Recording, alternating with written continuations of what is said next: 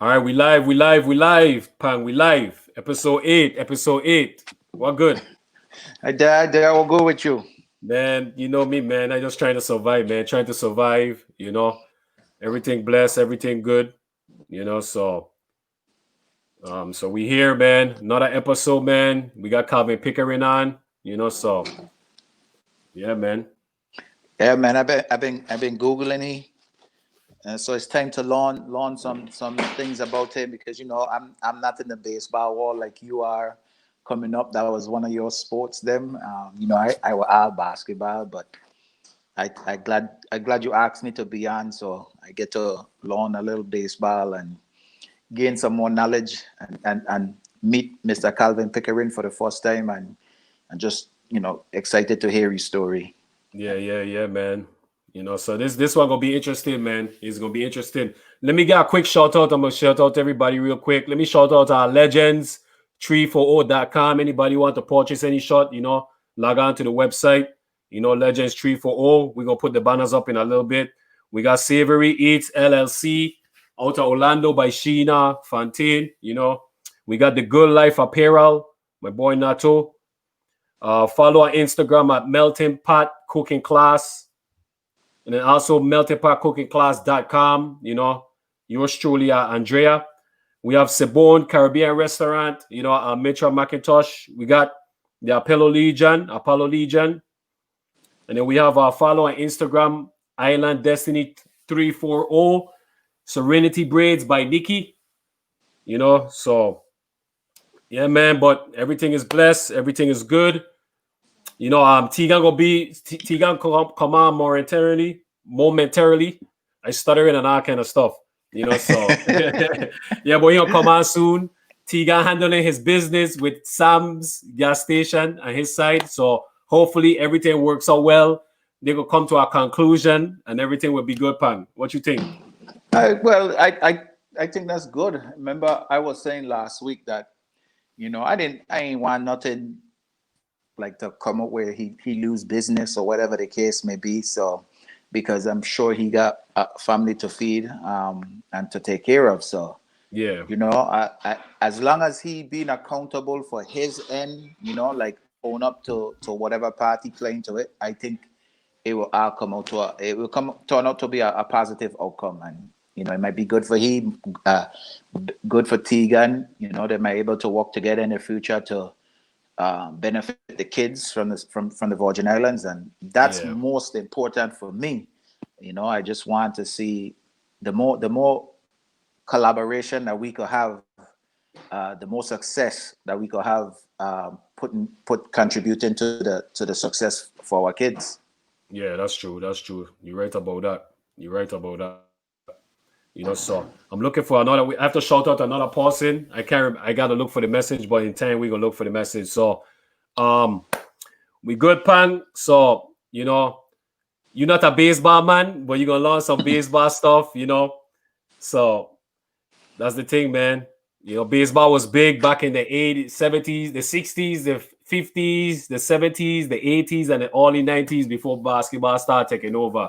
Mhm. So and this guy right here, he made it to the major leagues. He played with a few teams, so we're gonna learn a lot about Calvin, based out of St.Thomas.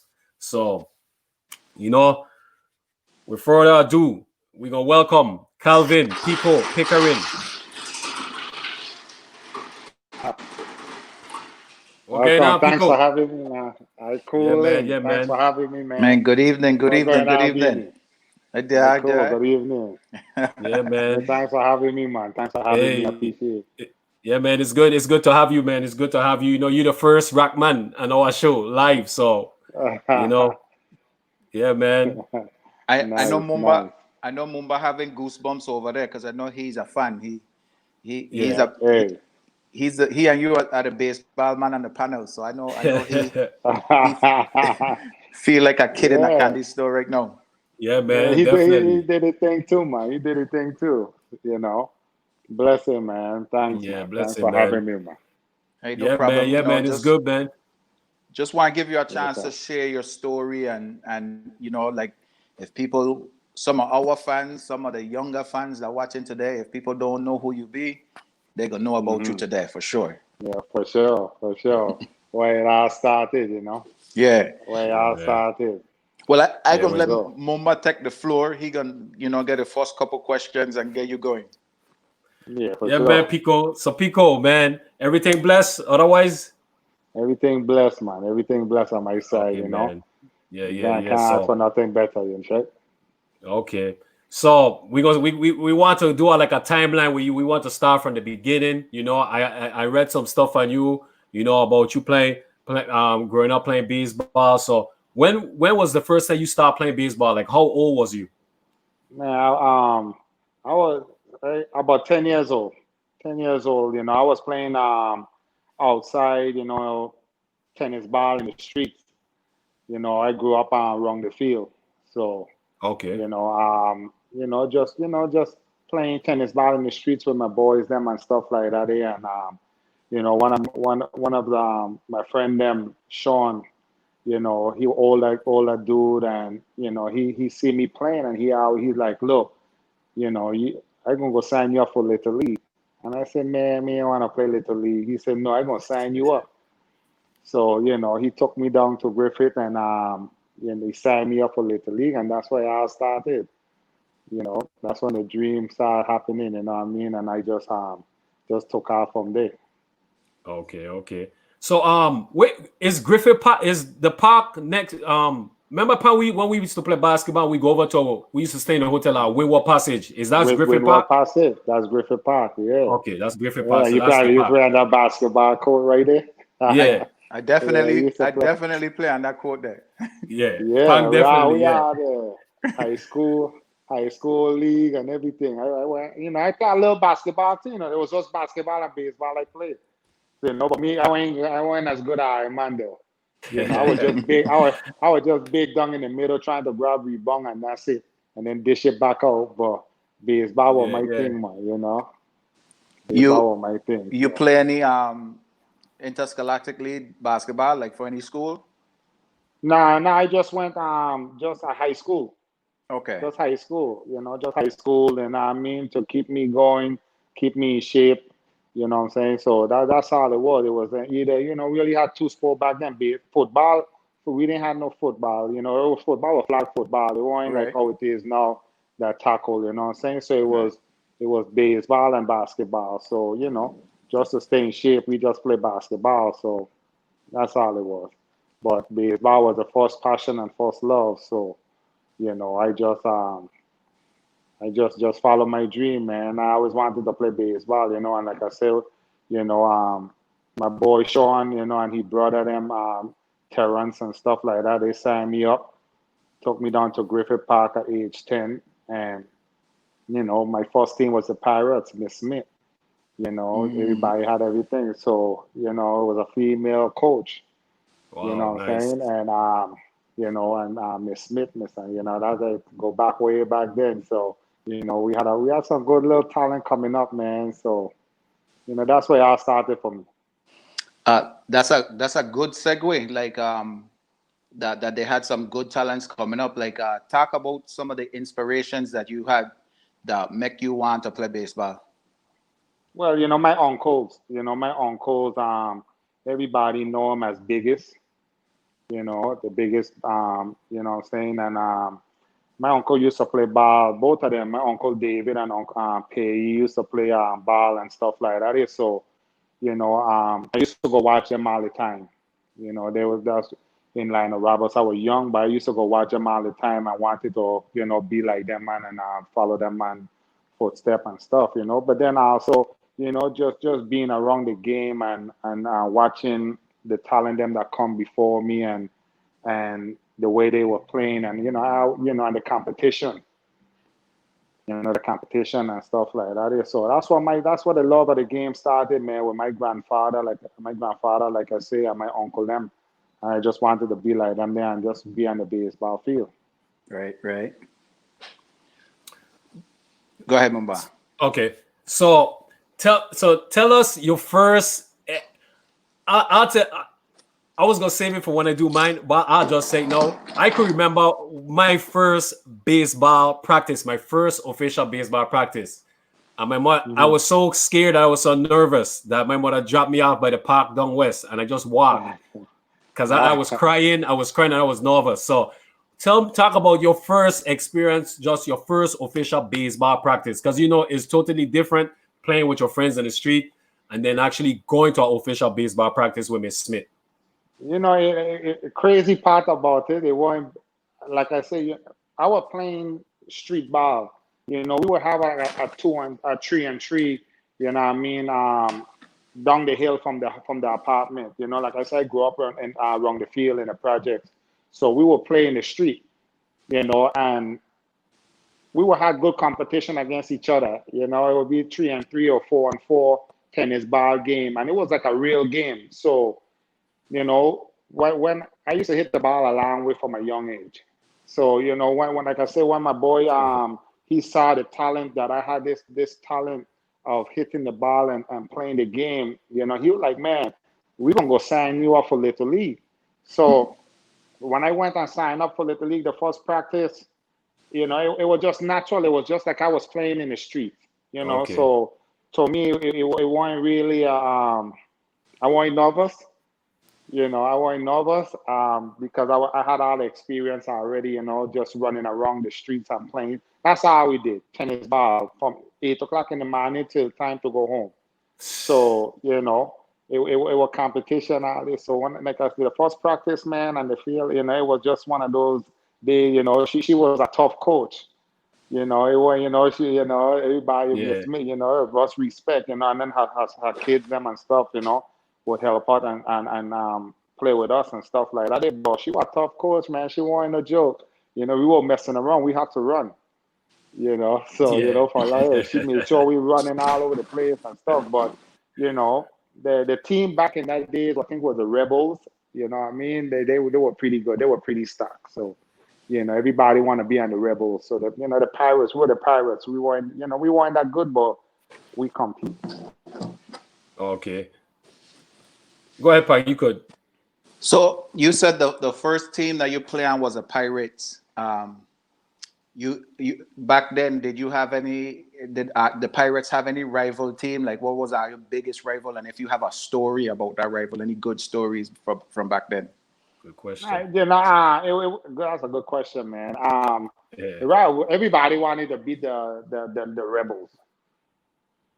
That was the team, they were always stuck. Yeah, I think the coach knew what he was doing back there. He just go and pick all the good players them and throw here on their team, and it was an all-star team, So them boys, that was a team, man. Ain't nobody could beat them. When you facing them, you were coming. If you beat them, you were lucky.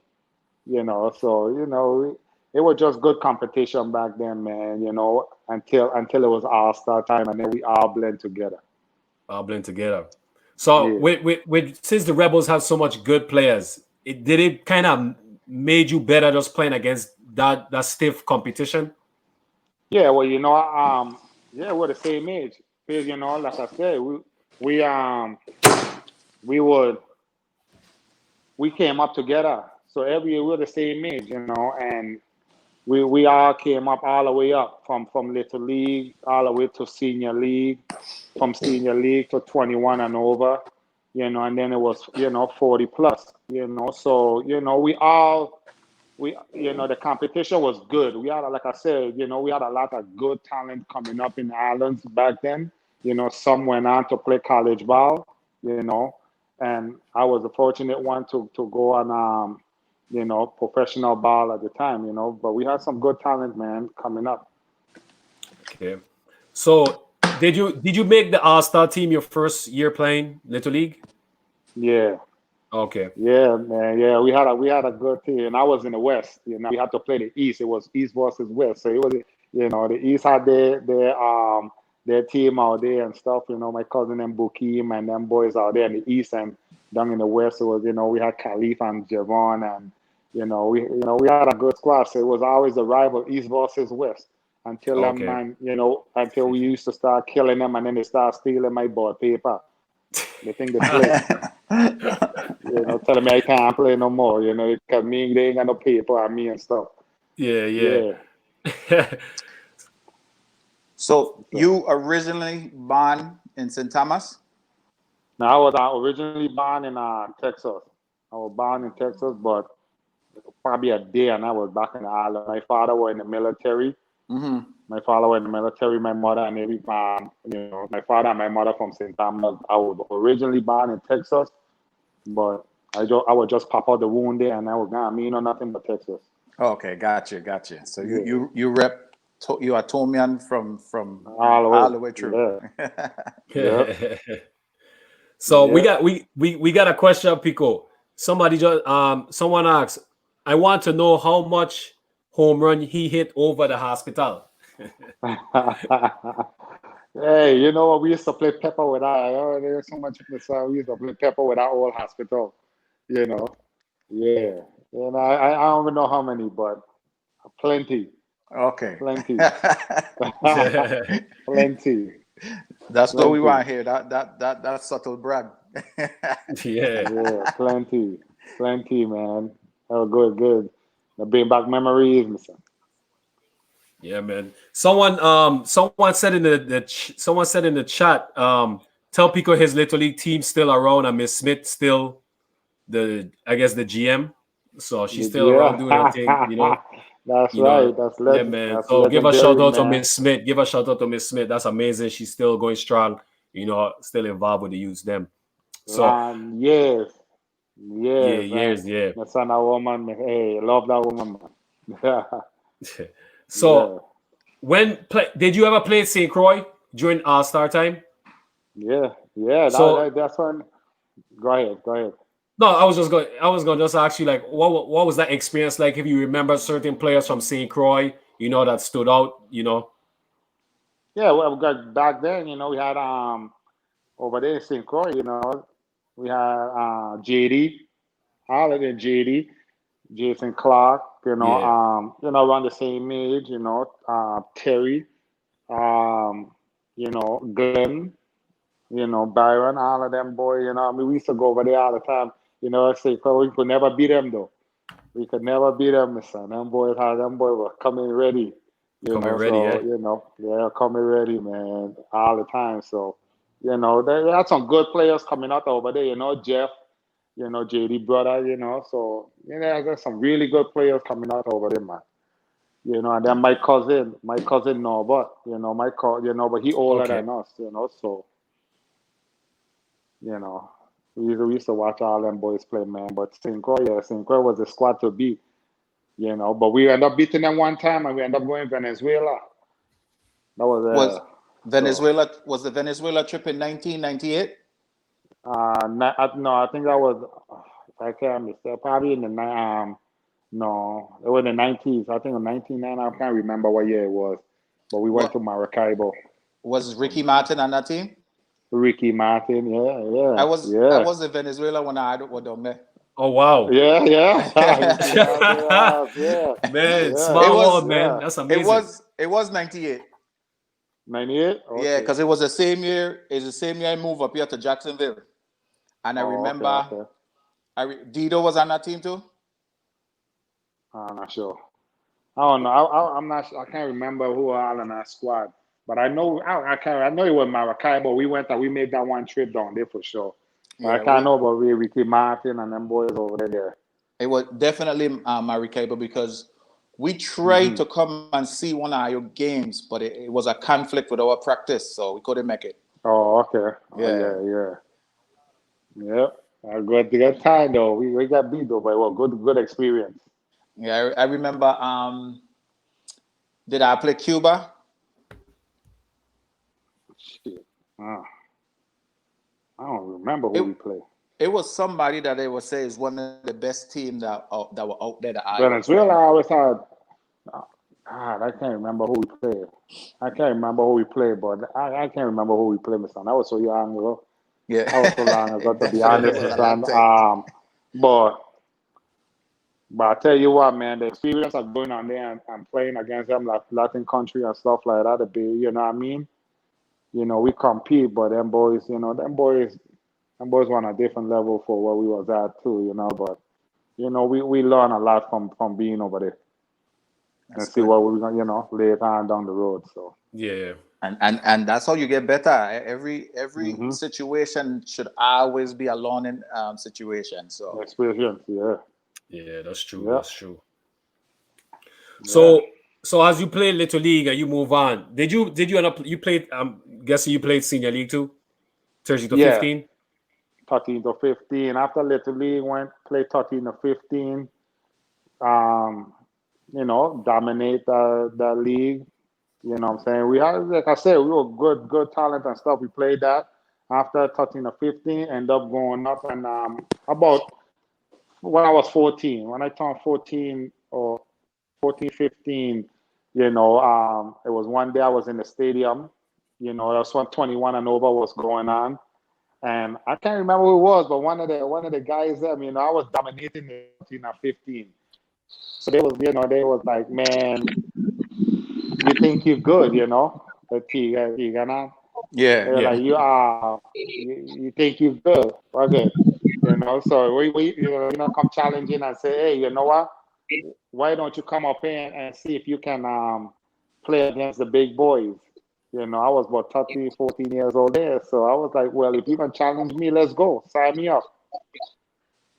So, that's when the baseball level started changing, man. Okay.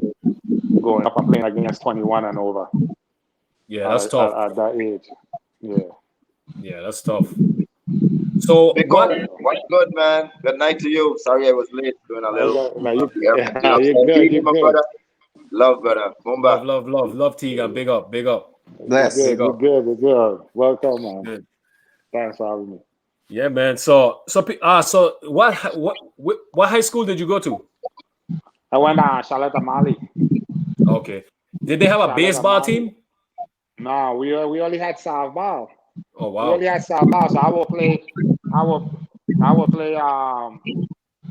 softball for the school, but I will play right-handed. So when we were growing up, the only thing we practice, we only play baseball on the weekend was Saturday and Sunday. That was the league. It was Saturdays and Sunday in the league. We didn't have no lights or none of that stuff, in Lando Roberts. So Okay. we would just play Saturday and Sunday, and I would practice. I would practice Monday to Friday. So it was 5 of us that we grew up together. It was my brother, Kareem, Kale, and Eugene. We call him Bill. And it was 5 of us for around the field, and we in the neighborhood. That was all we did was baseball. So we would practice Monday to Friday from 4 o'clock to 6 o'clock in Lionel Roberts Stadium. And then we were playing on the weekends. So that was our baseball. But then in high school, we had softball. So I would play in the softball league, but I would play right-handed. So I won't hurt my hand. I'm left-handed, so I would throw the ball right-handed. So I would play right-handed just to play. You so I was going to ask you that earlier, and when you mentioned that, it stick out to me earlier. So you play right-handed. You said just to play, so that was just to take it easy, and you're not hitting out the ball out the park.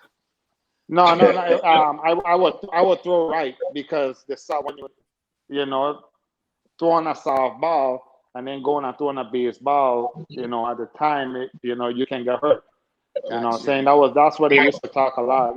So I never threw softball with my left hand. So I would play right-handed with softball, and I would hit left-handed. I would hit my regular left-handed side, but I want to play on the field. I would catch right-handed and throw right-handed. So, but then when it comes to baseball, because I didn't want to hurt my arm, I used to go back to my natural left-handed. Gotcha. Let me ask you a question. Let me jump in, man. Go ahead. You ever climb a tree and break your hand? Nah. Because everybody who can use the 2 hands of this panel climb a tree and fall off the tree and break their hand, and able to use it, included my co-host up there. See up there to the right. Bang, yeah. But throwing softball, throwing tennis ball, I always did it right-handed. Okay. I always did it right-handed, because that's what they used to say. You throw a tennis ball right with your natural hand, you know, you can end up putting your elbow, you know, your shoulder. So I never do it. You know what I mean? I always throw with my right hand and stuff like that. But When I was playing street ball. that's still good because the average people like me, I can't throw with both hand or pick or choose. I have to throw with my left. But I definitely more power comes from my right when it comes to batting. Yeah. Hey, quick, somebody, George Bailey, Piko George Bailey just said, Rusty Russell Meacham said, hail up. So, yeah, so, you know. Hail up, Rusty. Yeah, man. So now your high school career coming to an end. Tell us some of like your recruiting process to either move on to professional or did you go the college route? Well, what's crazy about it is that, you know, when I was in 11th grade. It's a crazy story. A lot of people don't know, you know.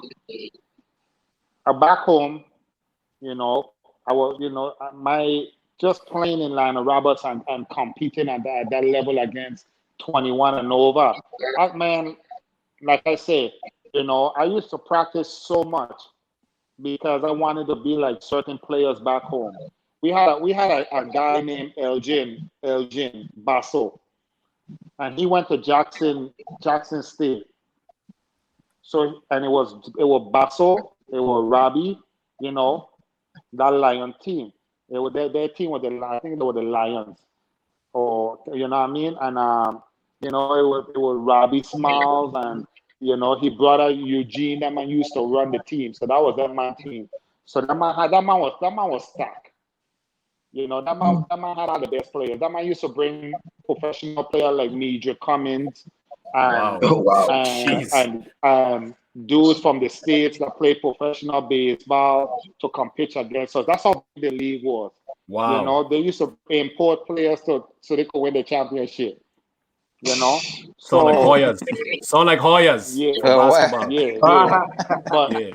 But the thing about it is, you know, me being 16, 17 years old and competing against them boys, right, you know, I had to raise my game. So, like I said, we practice every day.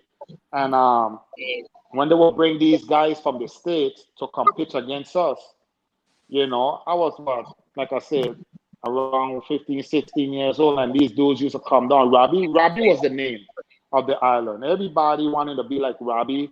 Everybody wanted to be like Basso. You know what I'm saying? Because, truth be told, those boys, they were way talented than some of us coming up. We wanted to follow their footsteps. Robbie was already setting records from age 15, 16, throwing no-hitters in college, in high school. You know, perfect games in high school. So Robbie ended up getting drafted from the Cubs.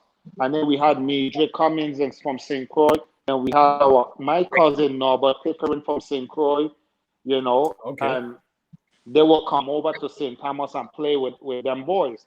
So like I said, they were stacked, you know what I mean? And I wanted to follow them boys' footsteps. Everybody, you know, when Robbie was pitching, the stadium was jam-packed. You know, and it was a party. You know what I mean? It was a bunch of boys. Robbie and among everybody want to face Robbie because he was the best of the best coming up. You know, so me going playing against them dudes and showing out. You know what I mean? I had to step up my game. You know, and we were the most trash talking people back home at that time.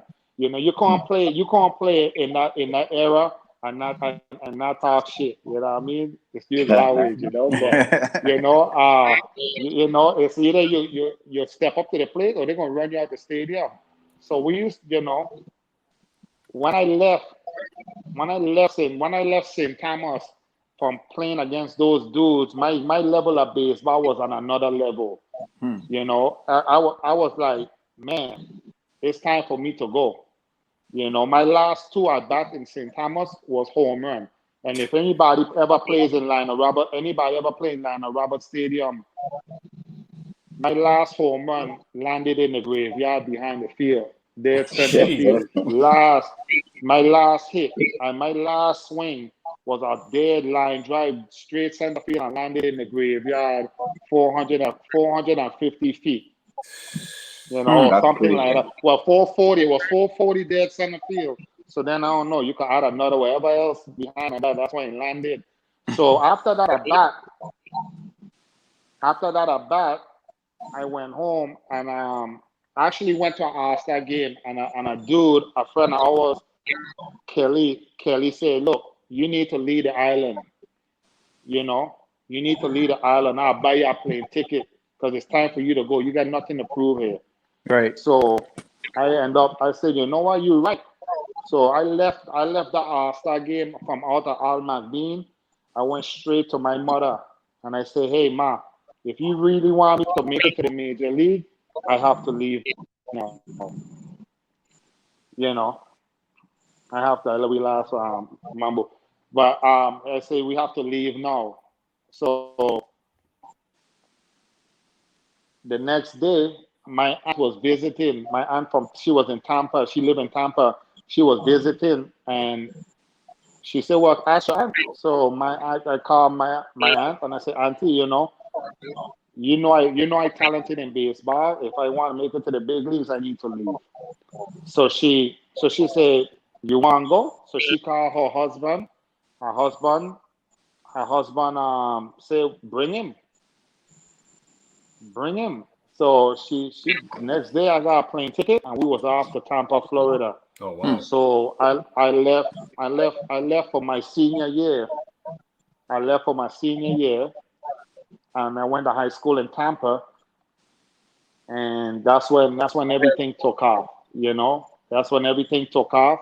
But my level of base, when I left the island, my level of baseball was so high, you know, from playing against these older guys and stuff like that.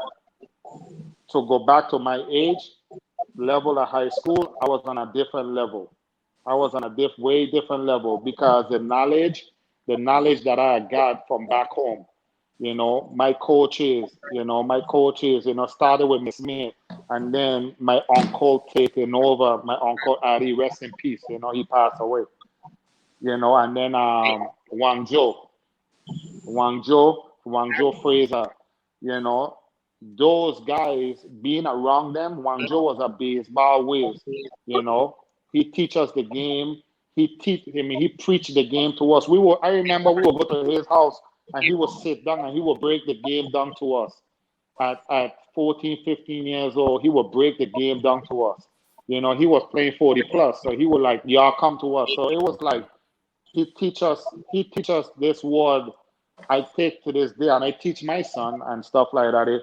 You know, the word, it was a word that he taught us from a young age that sums up the whole game of baseball. You know, it was the word tack, TAC. You know, it was the word tack, and we asked him. I said, "What I mean?" And he said, "When you understand this word, baseball gonna come easy for you." So then I said, "Explain it." So he said, "The word tack is T. You're thinking." I said, "Okay."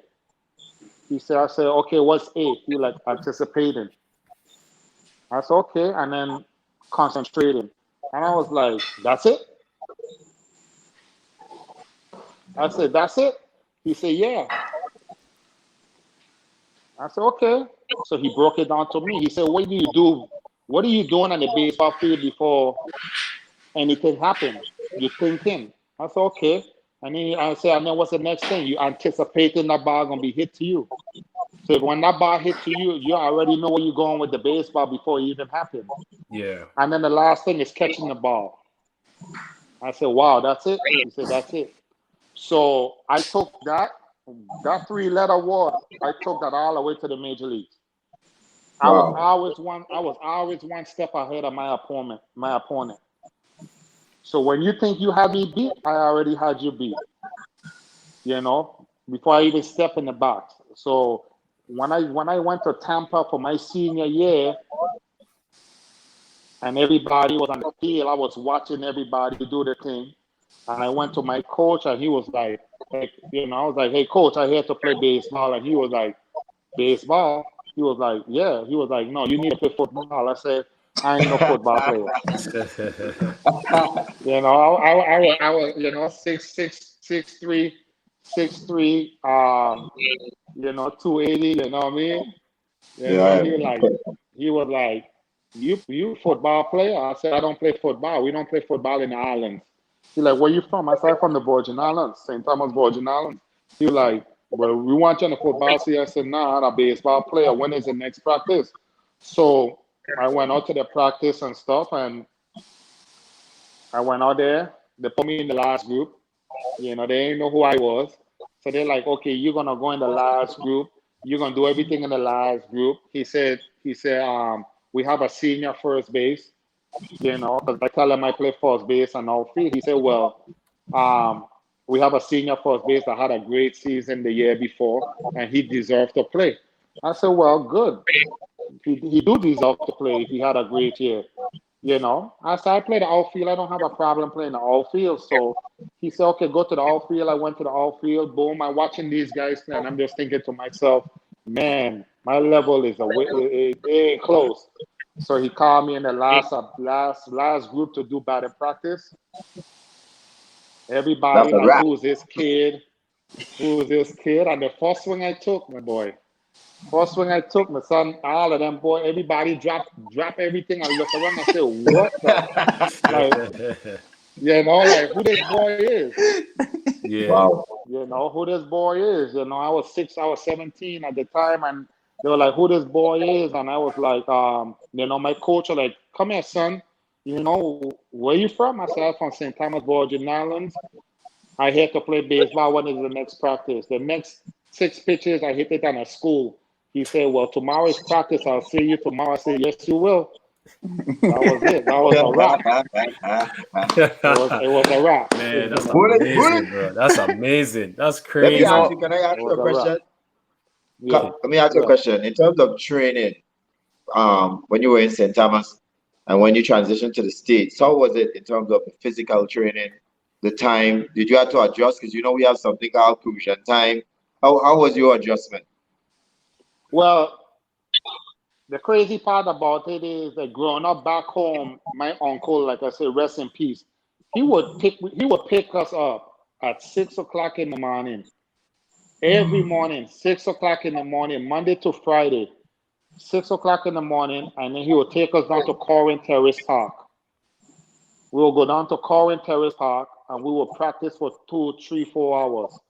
Ground balls, hitting, running, stretching. We do everything. Full on practice.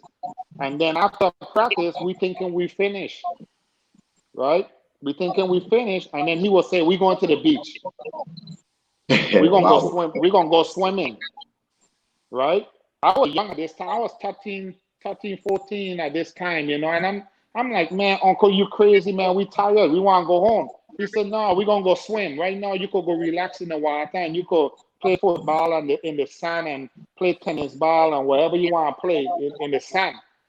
So we will go to the beach and we will stay out there for another 2 hours, 3 hours, just running around. Wow. Running around. So and then we will go, and then I will go in the ocean. I will go in the ocean and I will run sprints. I will run sprints in the ocean, and then I will take my wood back and I will go swing. I will go waist high and I will start hitting and start swinging underneath the water, you know. And that's all I did. Every day we will do that. And it wasn't until I came to the States and I started playing. I ended up coming up to the States, and I would ask him. I was like, "Damn, uncle, what were you doing at?" He was like, "Man, all this time you thinking you was having fun, you were walking." He said, "I took you to the beach so you guys could have fun, but at the same time you was walking out, and you didn't even know you were walking out because you were having fun." I said, "Man, you something else, man." I said, you hustle us. You hustle us. So when I came to the States, it was just you know, it's different because we had all the elements that we needed to do up there, you know what I mean? So you have to do it on your own. You have to find you know, you have to go out there and run. So fortunately he ended up moving to Tampa. Mm. He ended up moving to Tampa. My nephew's online. He Yeah. Yeah. you know, he ended up moving to Tampa, Florida. My uncle and my aunt and stuff. So I end up, I would live with them, and he would wake me up again. He would wake me up again about 6 in the morning and say, "Hey, start running." So I used to run the street of Tampa, you know, the street of Tampa, and he always would be like, "Look, if you're gonna be ready before the season starts. You're not gonna go and get ready during the season. We getting ready before. So when the bell ring, it's time to go." You said a key factor. Like, if any kids listening, one of the things that you should learn from that is no matter what type of equipment, time, facility, if you learn a work ethic to go practice on your own, that's gonna take you very far in life, very Yeah. far in any sport or anything that you play. If you don't think of the things that you don't have and start looking at the things that you do have and use that to Mm-hmm. your advantage, that's gonna take you Mm-hmm. very far in life. So that's a good point that you said from coming from the Virgin Islands. By the time you get to Tampa, like you was already ready because Yep. you were preparing yourself for that day at a young age. So that's Yeah. a good point you make there. Yeah, that's true. Yeah. Um, Yeah. Go Because ahead. what that was our ticket. Baseball was my ticket of the island. You know, basketball was you guys' ticket of the island. My ticket, your ticket was baseball of the island too. You know what I mean? So, it's like we don't have a plan too.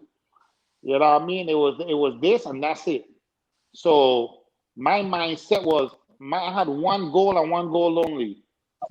And it was like I'm gonna get to the big leagues no matter what. You know what I'm saying? So yeah. when I came to the States, and my coach met me and he saw the talent that I had King High School. Yeah, Coach Macaluso. When my coach saw me for the first time, he called the scout. He called a scout by the name Harry Shelton. Harry Shelton was just started scouting for the Baltimore Orioles at the time.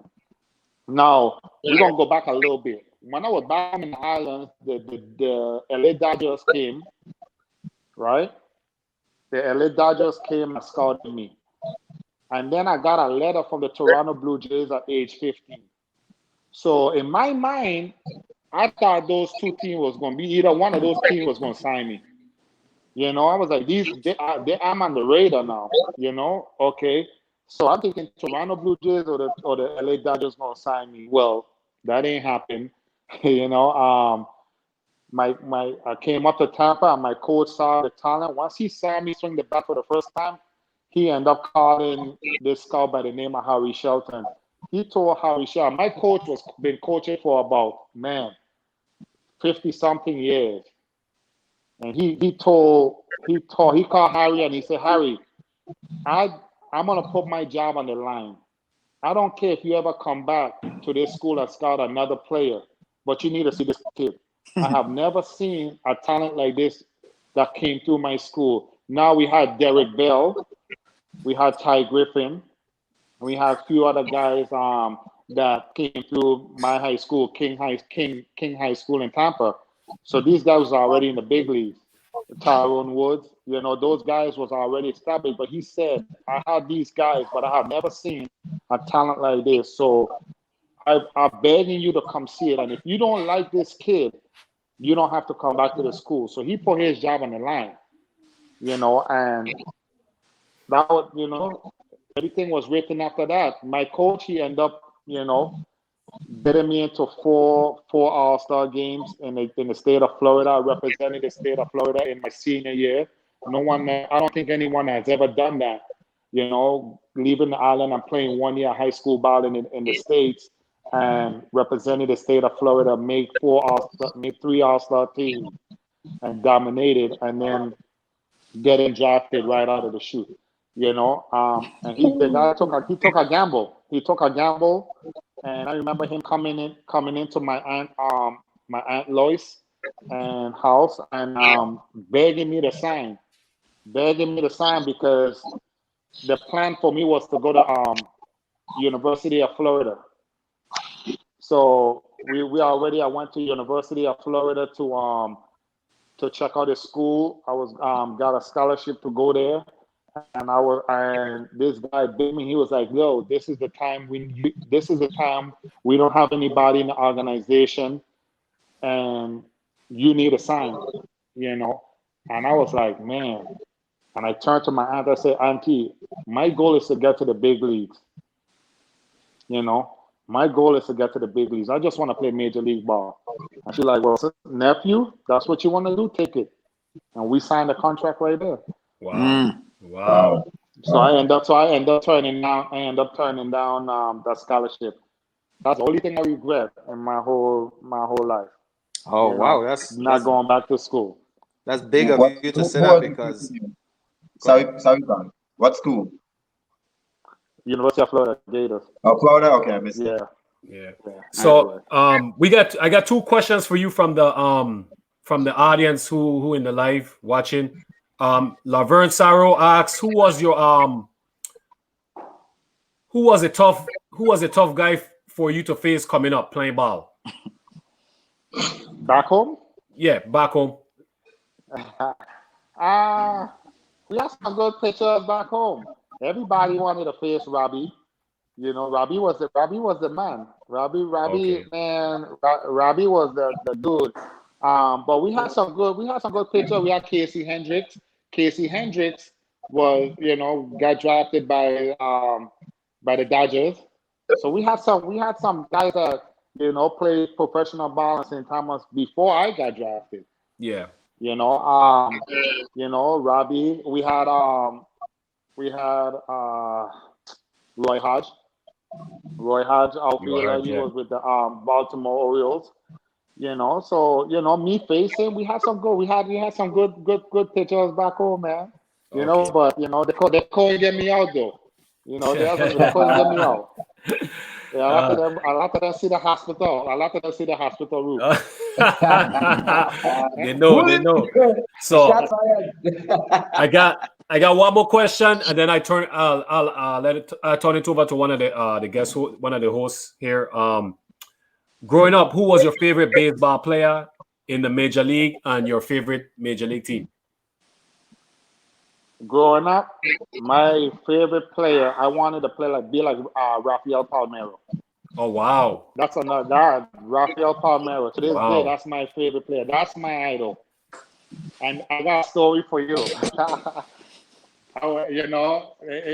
Man, it's crazy how life is. I got drafted by Baltimore. Yeah. Right?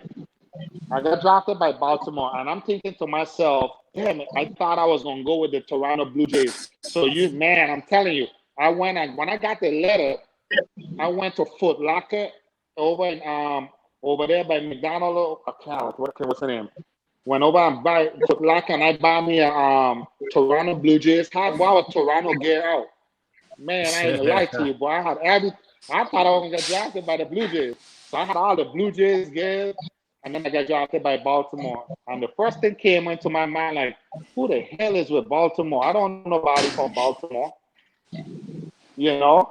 So then all of a sudden, Elrod Hendricks. Yeah. Elrod Hendricks. Baltimore Orioles. And then we had Roy Hodge was with Baltimore Orioles. So then I was like, oh man, I know people. So I signed.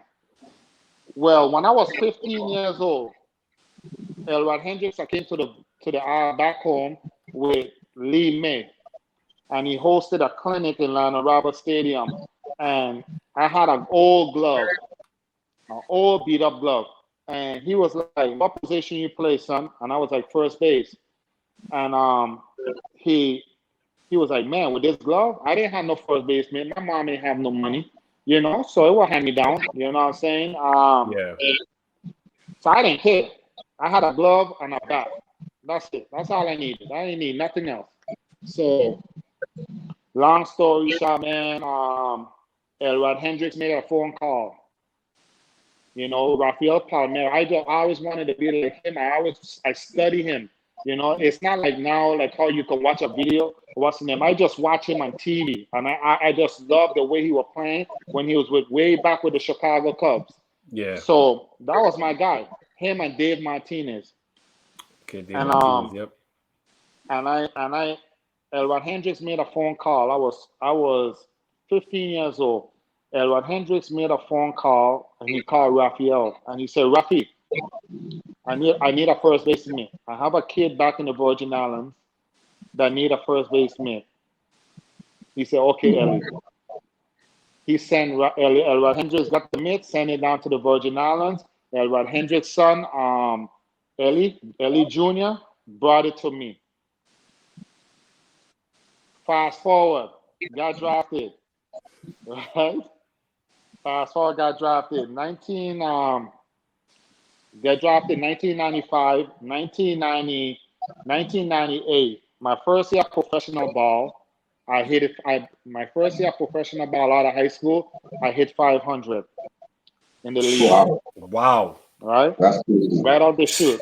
Right out the chute, 500. 30 for 60. The next year, I end up hitting. I end up getting minor league player of the year. I end up hitting 18 home runs. Wow. You know, my scout came and said, you need to start lifting the ball. Okay. I hit 18 home runs, got minor league player of the year in my second year. First rookie player to ever win it in the organization. Ever. And so, then, go ahead. Kind of explain the difficulty of winning minor league player of the year. This is, I mean, that's amazing for your second year to win minor league player of the year. Kind of explain to the audience, just because it's so many different minor league farm system that the Baltimore Orioles have, like every major league team have. Mm-hmm. So it's so many different levels. So it's so many. That's like you got over what? Like 200, 300 players, you would say? Maybe more? Yeah. And you won minor league player of the year. That's... Yeah. In my second year of professional ball, I won minor league player of the year. But like I said, my mindset goes back from playing against 21 and over. Yeah. You know, from back home. So my level of baseball, while you was at age 16, 17, my level of baseball was 21 and up. I was facing guys that's throwing 97 miles, 98 miles. Wow. Back when I was 15 years old. And jeez. the guys that Robbie them used to bring to the island, those ex-professional players, man, when they come to St.Thomas to play against us, they didn't want to see me. They were, man, one of the guys that I remember to this day, he would come and he threw a 97, and I would hit that shit on the hospital roof, and I would turn to him and say, look, you better get some movement on that damn fastball because the next one gonna go up there again. You know, and then he would look at, and then he would look at me and like, who is this little dude talking shit? And they were like, oh, that's Piko. You know, that's Piko. Like, he ain't no joke, you know. So, you know, so when I was playing professional ball, when I got drafted, to me, I had the mindset of me playing against older guys. So I never let my talent drop down to your level. Okay, yeah. I try to make it a statement. You know what I'm saying? I wasn't going to backtrack. No. My mission was to get to the big league. So I know I have to hit to get to the big league. So I had no fear. I didn't care who you were, who was on the mound. You face me, you better be good. You better be ready because I'm going to do damage if you mess up. And that was my mindset all the way through. So right out of high school, you know, I went in there swinging, you know, letting it go. It wasn't no more. You know, to me, it was like, man, y'all better come better than this. This is what you're going to do. You're going to be in trouble. So, you know, winning minor league player of the year, the second year of my professional season, you know, being the first rookie to do it, you know, that set the standard. That set everything for me. So then the following year, I end up going to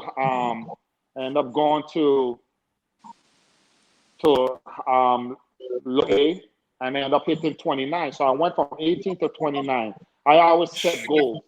So my goals was, okay, I hit 18 home run this year. This year I want to hit 25.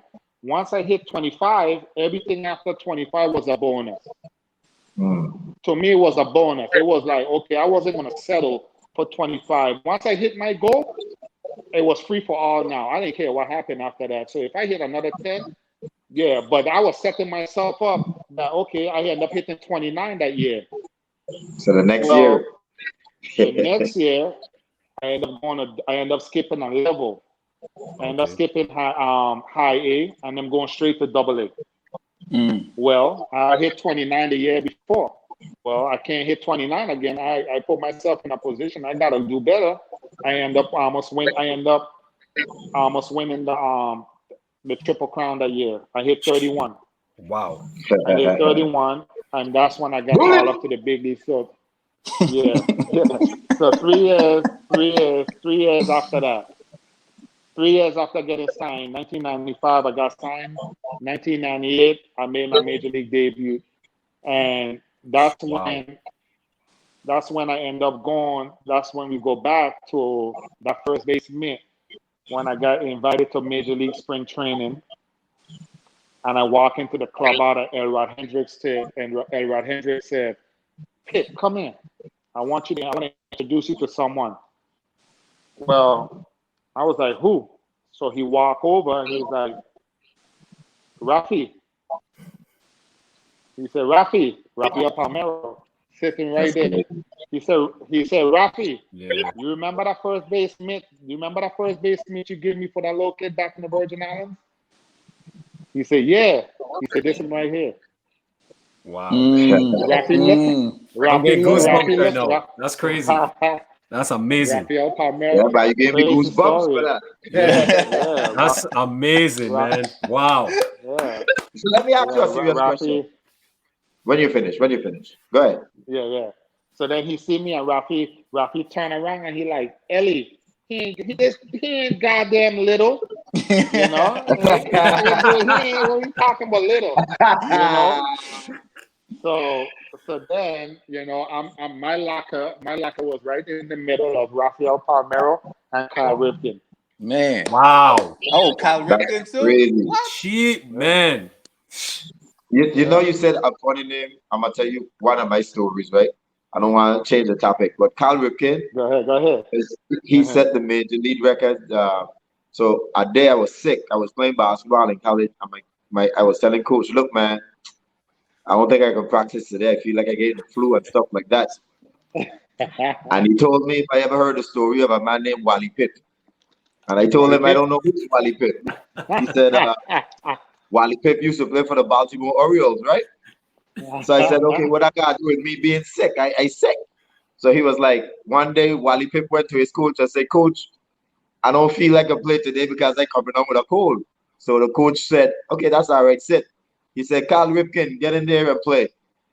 He said Kyle Ripken played 2,181 straight games. Wally Pitt never play again.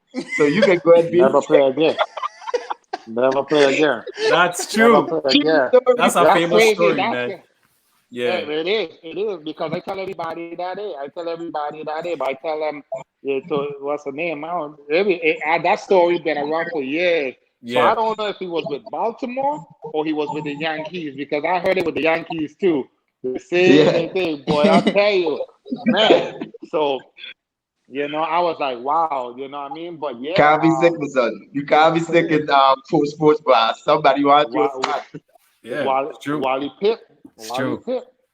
But let me ask you this question, a serious question. You know my father-in-law. My father-in-law is Busco Davila. You heard of him? Busco, yeah. Yeah, you know, he tell all his baseball stories. So, you know, he's into baseball.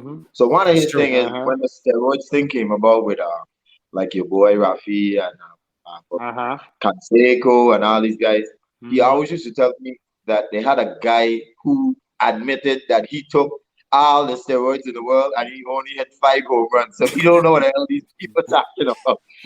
It never worked for his ass. So for you now being an athlete and you doing it the right way, Uh, how did you feel? What was your thought process when you found out that guys was doing these things and probably jumping over you and taking opportunities? What was your thought for the whole steroids issue? Yeah, to be honest, it didn't bother me. You know, I remember one spring training we was playing the Texas Rangers in Fort Myers or Port St. Lucie, and they walk in the field.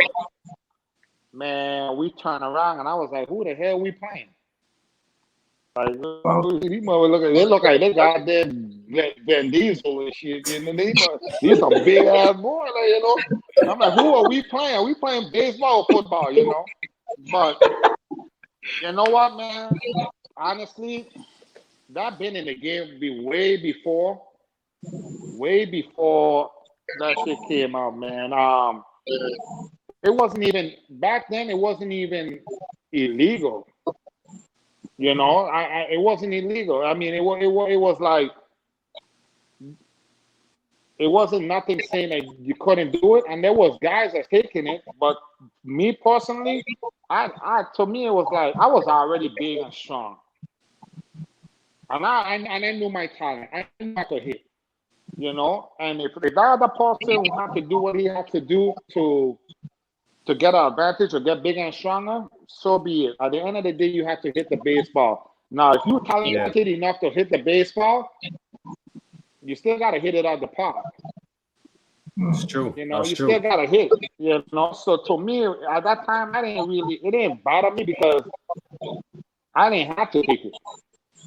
You know, but shit, I was like, well, if that's all that shit was, then I should have taken it. I didn't care.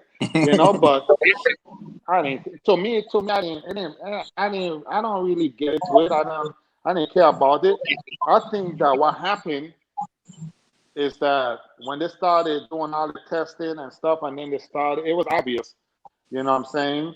You know how the ball was jumping out the park, but it been around the game for so long, man. It was around the game, and you know, they weren't for it at that time. It wasn't illegal, and you know, every time I don't know what happened. They just decided to okay, we're gonna ban this and ban that.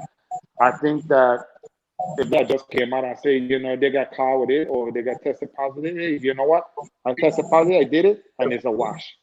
You know, but I think the problem is that you know that blew everything up was you know trying to deny it and lie and stuff, and then you go in front of people. What's the name? But to this day, I don't care what they talk about. Rafi, that's my boy.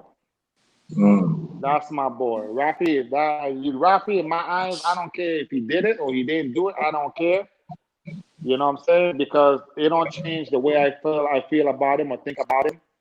Right. You know what I'm saying? Because at the end of the day, the talent of baseball and what he gave me coming up of him at age 18, 19, when we had a conversation in the dugout in Fort Lauderdale of me telling me, hey, Pick, you remind me. He told me, I came up under some great Baltimore Orioles at that time in the 90s was the team. You couldn't, I mean, we could not crack that lineup. No matter how good I did, or how much homers I hit, or how many minor league player the year I won, we couldn't crack that lineup. You know, they were stacked from 1 to 25. You know, you had Rafael Palmeiro first base, you had Roberto Alomar second base, you had Mike Border, you had Todd Zeal, you know, Jeff Corner, you had BJ Soroff in left field, Brady Anderson, Eric Davis, you had Charles Johnson, Lenny Webster, Jeffrey Hammond. These boys were stacked. You know, you had Howard Baines. You know, so to crack that lineup, it was impossible. You know, so Rafi told me from a young age, you know, like, hey, don't ever change your approach as a hitter. You know, don't ever change it. The way you swing the bat, you remind me of him. I remind me of him. So he was like, keep doing what you're doing. and I didn't start pulling the baseball until towards the ending of my career. And I took that information with me all the way through my career, and that's the reason why I hit 300 my whole career. Wow, amazing. So in my Yeah. eyes, you know, it is what it is. You know, some people take the steroids to better themselves. Good for them. You know what I mean? If it work out for them, work out for them. But you know what? You have to do what you have to do. And like I said, back then, it wasn't illegal. So, well, you know what I mean? If that's going to benefit you and get you to that next level, good for you. You know, whatever it takes for you to get there, so be it. That's how I look at it. I didn't care. Yeah. like you said, you still got to hit the baseball, man. And it's tough to hit the baseball. So, you know, you could take all the steroids, but you still have to have that high-hand coordination, man. And you still got to put that bat to the ball. So, and it's hard. Michael Jordan couldn't even hit the curve, so we know how it is. But if you throw it straight, we're gonna hit it. You put it on a plate, we're gonna hit it. That bring me to the question that actually bring the question that I wanted to ask. Somebody posted and one of the viewers said that you was a man child coming up. So it's like being that you have that gifted strength, like for some people that wanted to play, like there's a message to the little kids that want to play your position, right? That you used to play or hit the way you hit. Like what's some of the things that they could work on to maybe not get to your level, but get close or get better at the position you played and hit the way you hit? I think from a young age, 13, 14, 15, when Basso, like I go back to this guy that used to go away to school and come back, Basso, Elgin. He used to come home after college in the off season and he would practice. And I would watch him. And I don't think to this day he knew what I used to do. To this day, because I never tell him. But he will come on the field. I'm telling you, one of the most talented player I have ever seen, other than Robbie and them boys coming out of St. Thomas. This dude was 5'2". He could hit, throw, run. I mean, there's no man. I don't understand how this dude didn't play in the big league because he was that good.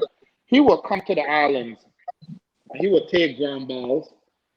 And I'm first base, and he will go in the outfield and he'll do his thing in the outfield. Then he will come to first base, and then he'll take ground balls, and then he would tell somebody go to third base, and he would tell put your glove right here, right which part the runner is sliding, and he would throw the ball every single time and hit the glove. Wow! And I was sitting in the back. I was 14, 15 at that time, and I was watching. And I would turn to my boys, and I would turn to Bill and them, and I would say, "Dude, I'm gonna do that shit." So when he leaves the field, I used to tell my boy Kareem, or Bill, go to third base, or my brother, so go to third base and catch for me. And I would say, put the glove right in front of the bag. And I would throw the ball, and I want the ball just right there where you slide in. That's where the ball will go and I try to copy that every single time until I got that good of it. I used to sit the ball on the bag every single time. Wow! So my thing for kids is when you practicing, you're not just practicing. You got what I'm saying? My thing is quality, not quantity. I teach that to my son. I say when we working, we put in quality work. I teach that to any kids that I work with. When we working, it's quality, not quantity. I don't want to do 250 ground balls. I don't want to do 250 swings. I'd rather do 50 swings the right way than do 250 swings the wrong way. Yeah, I said that's true. The difference between a professional player, a high school player, a college player, is consistency. We master the game. We master the craft. We learn the mistakes. So when you learn how to do that, your game becomes easier. When you working and you put in quality work and you put in quality reps, not quantity, then you're gonna see how your game goes to the next level. When you're taking ground balls, you do it the right way. Don't go through the motion. I don't like going through the motion. If I feel like you working and you going through the motion, I'm shutting it down. I tell my son that every single time. You know, my thing is it's quality, not quantity. So if you can get that mindset when you practicing or working or anything you do, you don't go half stepping. If you're gonna do it, you go 100%. I have a question in terms of connecting all sports because I coach as well basketball, but I see the same thing in baseball because it's the lack of competition. When a successful kid who have shown progress of being talented because he's so good above the rest of the Virgin Island that he kind of feel like he doesn't need to do the quality reps like you say because he continue dominating whoever he plays.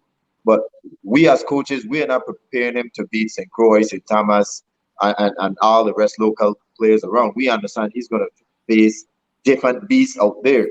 And it's so hard sometimes, to get these guys to really understand. We're not preparing you for here. We're preparing you for out there.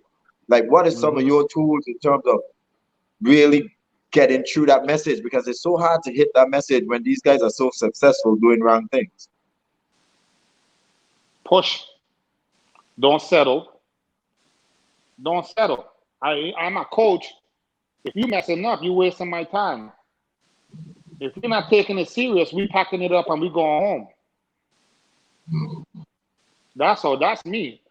I'm like, okay, if I got more passion than you, then you don't want it. If I gotta come and tell you to go run 10 sprints, you don't want it. You know what I'm saying? Don't think you better because there's always someone coming behind you. I tell my son, I train my son. I tell him this every day. Your job, he's a freshman in high school. I said, your job is not to play freshman baseball.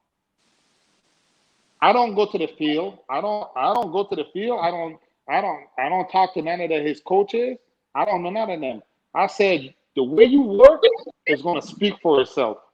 That's I said, right. so if you want to slack and you want to mess around, then always remember there's someone coming behind you. And I think, and my thing is, if you don't want to put in the work, okay, you messing around, all right. You tired? Okay. Well, rather than, since you want to mess around, we're going to stay out here until I'm ready to go home. I don't have nowhere to be. Now he going to get the point. He going to understand, like, okay, damn, if I take this serious, we could have been done 2 hours ago. Now, if you, okay, but no, if you want to mess around, I'm not leaving until I'm satisfied of where you at. So it's up to you. Which way you want to go with it? Once you start training, once you start getting to them like that, it's like, okay, damn, I'm ready to go. But now I ain't ready to go. I ain't got nowhere to be. Well, you gotta go. Well, you ain't leaving until I'm ready. You know, when I working and I training a kid or I hit it with my son, I just don't finish. I don't finish on a ground ball. If we hit him, we finish on a line drive. And you're going to keep swinging until you give me a line drive. You know, that's me. Because I want you to understand that, dude, the next guy out there, he ready. You got to stay on top of your game. If you slack out, somebody going to come take your job. That's how I train. That's how I train my son. My son mentality is, I'm taking your job. I might be a freshman, but I'm taking your job, junior. So guess what? You better stay on top of your game because I'm coming. I might be 15 years old and you 17 years old. I'm coming to get you. And that's the mindset that I install in all my kids that I play. No fear, no mercy. I don't care if your mom is throwing to you.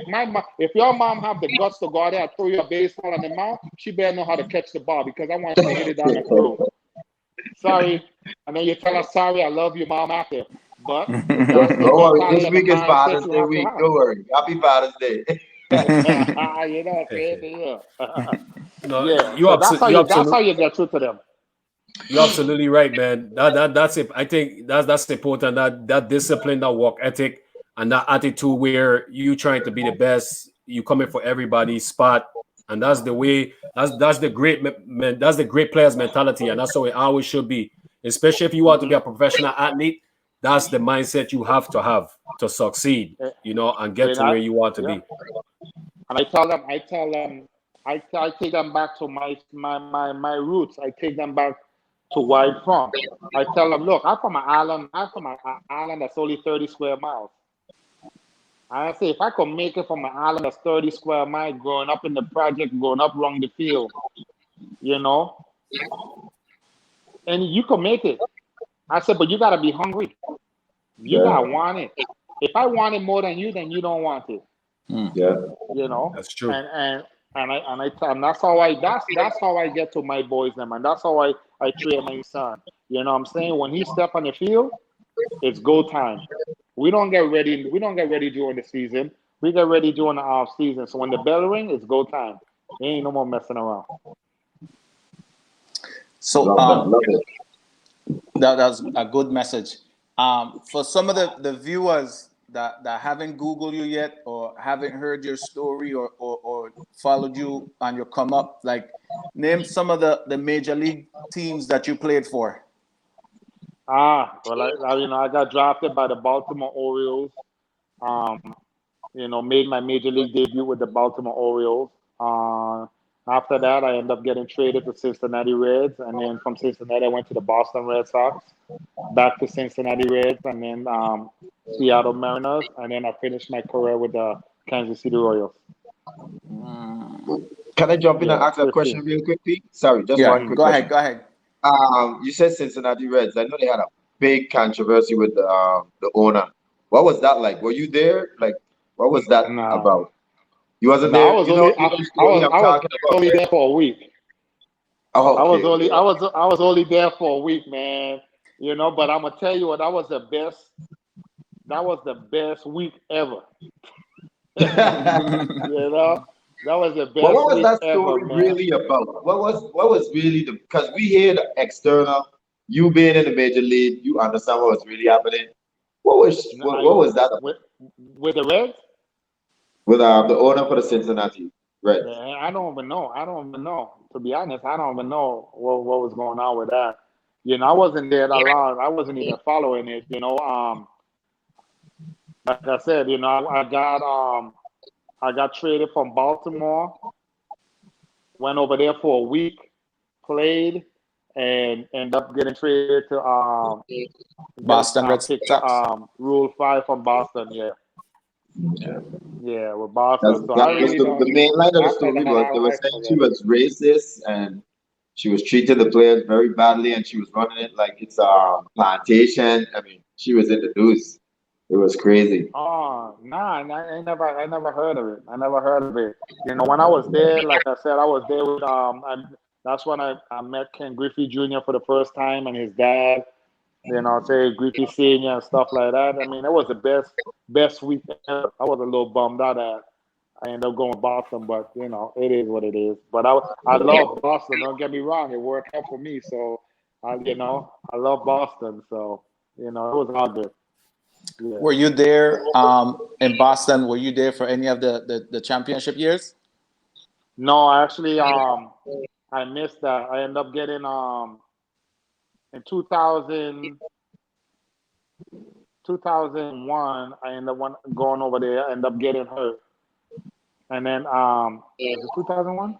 Yeah, you were there in 2001. Yeah, 2001, Yeah. and then played. I ended up tearing my patella tendon in my knee, and I'm missing the whole season in 2002. And then I end up getting they didn't re-sign me. I became a free agent, and then that's when I end up signing with the Kansas City Royals. Yeah. So, while playing, did you ever cross paths? You ever cross paths with Midre during the major league seasons? No. He was in the National League. National But League. we played against each other in AAA. In AAA. Okay. But yeah, man. There's another one. Midre. He will come over to St. Thomas with Robbie them. They were import players. They were import players. And one second. Yeah, no problem. While he doing that, I can put my phone up to charge. Yeah. Tiga, you good? Yeah, man. I saw BJ Cummins ring, right? Man, that was a big ring, Yeah. too. What TV are we Yeah, the Diamondbacks. Workies, the Diamondbacks. Yeah, the Diamondbacks. Diamondbacks. Yeah. But no, we crossed paths in AAA. We played All Stars together. We played in the AAA All Star together. Oh, You know what I'm nice. saying? So yeah, man. We go. That's like a brother to me, man. We talk every day. Yeah, we talk every day. So he did his thing, man. He had a great career too. It's awesome. Yeah. Yeah. So Yeah. somebody Chani had a question earlier. Who was the toughest pitcher you faced in the major league? I know that one was coming. Yeah. My first big league hit, my first major league hit was a home run off of David Cone. Off of David Cone? Off of David Cone, yeah. Wow. My first big league hit was a home run off of David Cone. I faced some great ones. I got a few of them in the books. A week later was Pedro Martinez. I was going to ask about him. That's another one. Great story. I remember, we in Baltimore, we in Boston, and the manager came to me and he said, Pedro pitching today. I said, okay. That was my response. Okay, I'm 21, I'm 20, 21, just got to the big league. He looked at me, he was like, huh? I said, and okay, Pedro pitching today. He good, I'm good. Let's go. Yeah, right. That was that tactic, So I fear nobody. So, first I bat against Pedro. He threw me 6 straight fastballs in a row. And I said to myself, if he threw me another fastball, I'm gonna hit this shit a mile away. He threw me a fastball, I hit it dead center field. Boom, home run. Home run in the second home run in the big leagues.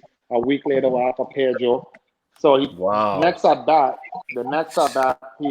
Crazy. The next at bat, he threw me 6 changeups. Now his changeup is nasty. Nasty, yeah. So nasty. So I flew out to center field. And I was pissed, bro. I was like, I said, there's no way he gonna throw me another changeup.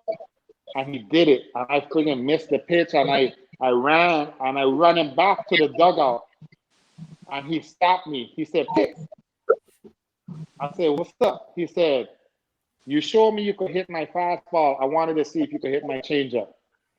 Wow. Yeah. And I look at him. I look at him, and I remember my coach telling me, they don't pitch to your strength, they pitch to your weakness. When he told me that, I turned around and I said, I got you. The clock started ticking in my head. I said, I need to make sure that my weakness is just as good as my strength. Right. Because they're not going to pitch to my strength. They're going to try to pitch. And him, he wanted to see what pitches I can handle. So he was trying to figure me out. But he thought I wasn't paying attention when he said it. I was like, okay, I got you. I'm right there. And that's when I knew I was in the big leagues. Right there. Wow. That's amazing, man. David Cone and Pedro Martinez. Wow. Calvert White messing with you, talking about I know, talking his son. But Yankin. So Calvert cool out your big ass.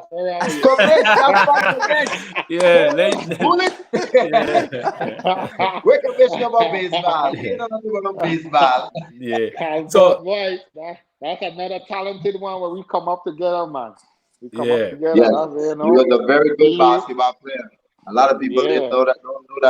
Don't lie.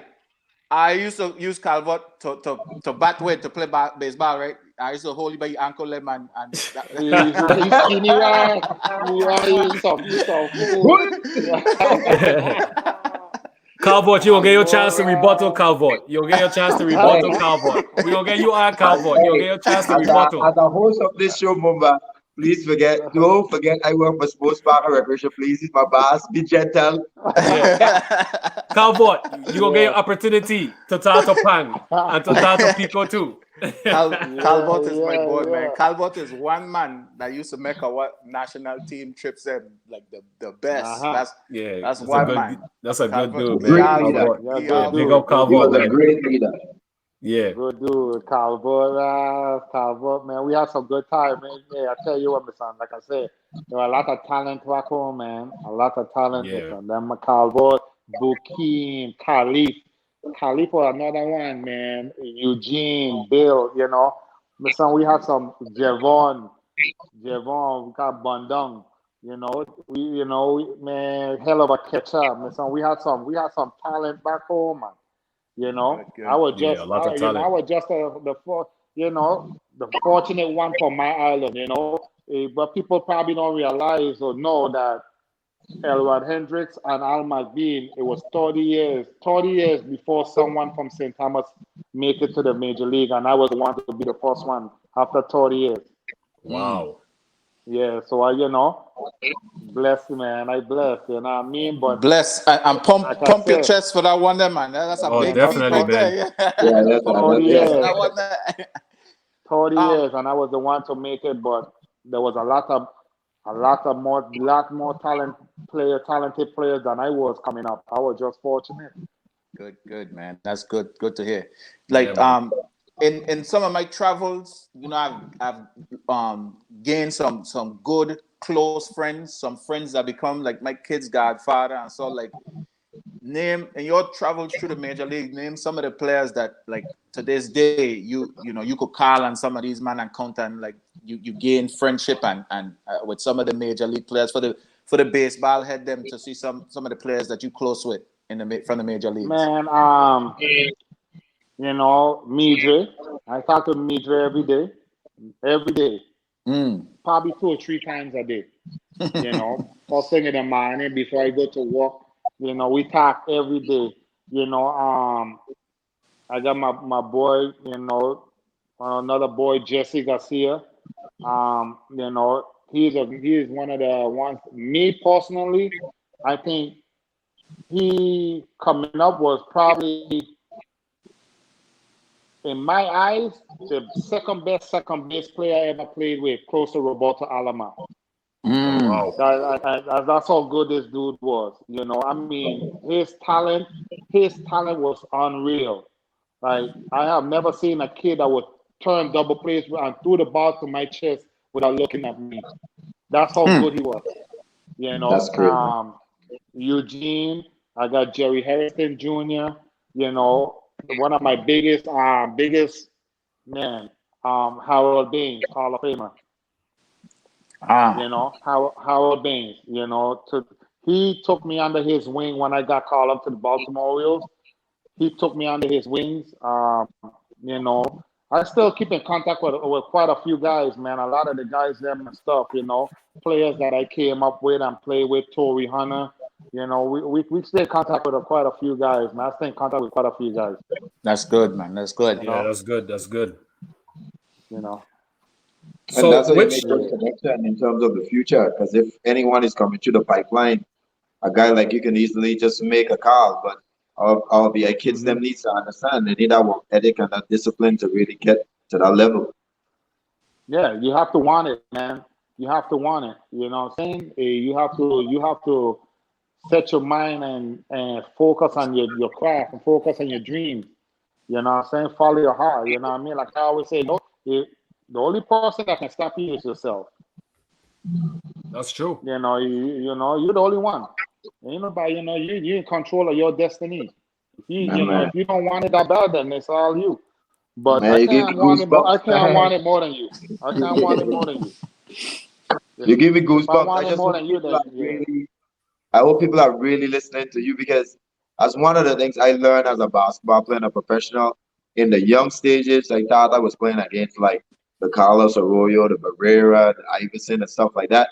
But as I start knowing the game inside out and I start seeing the game slow down to me because I understand every aspect of the game, I realized all along that I was really playing against myself.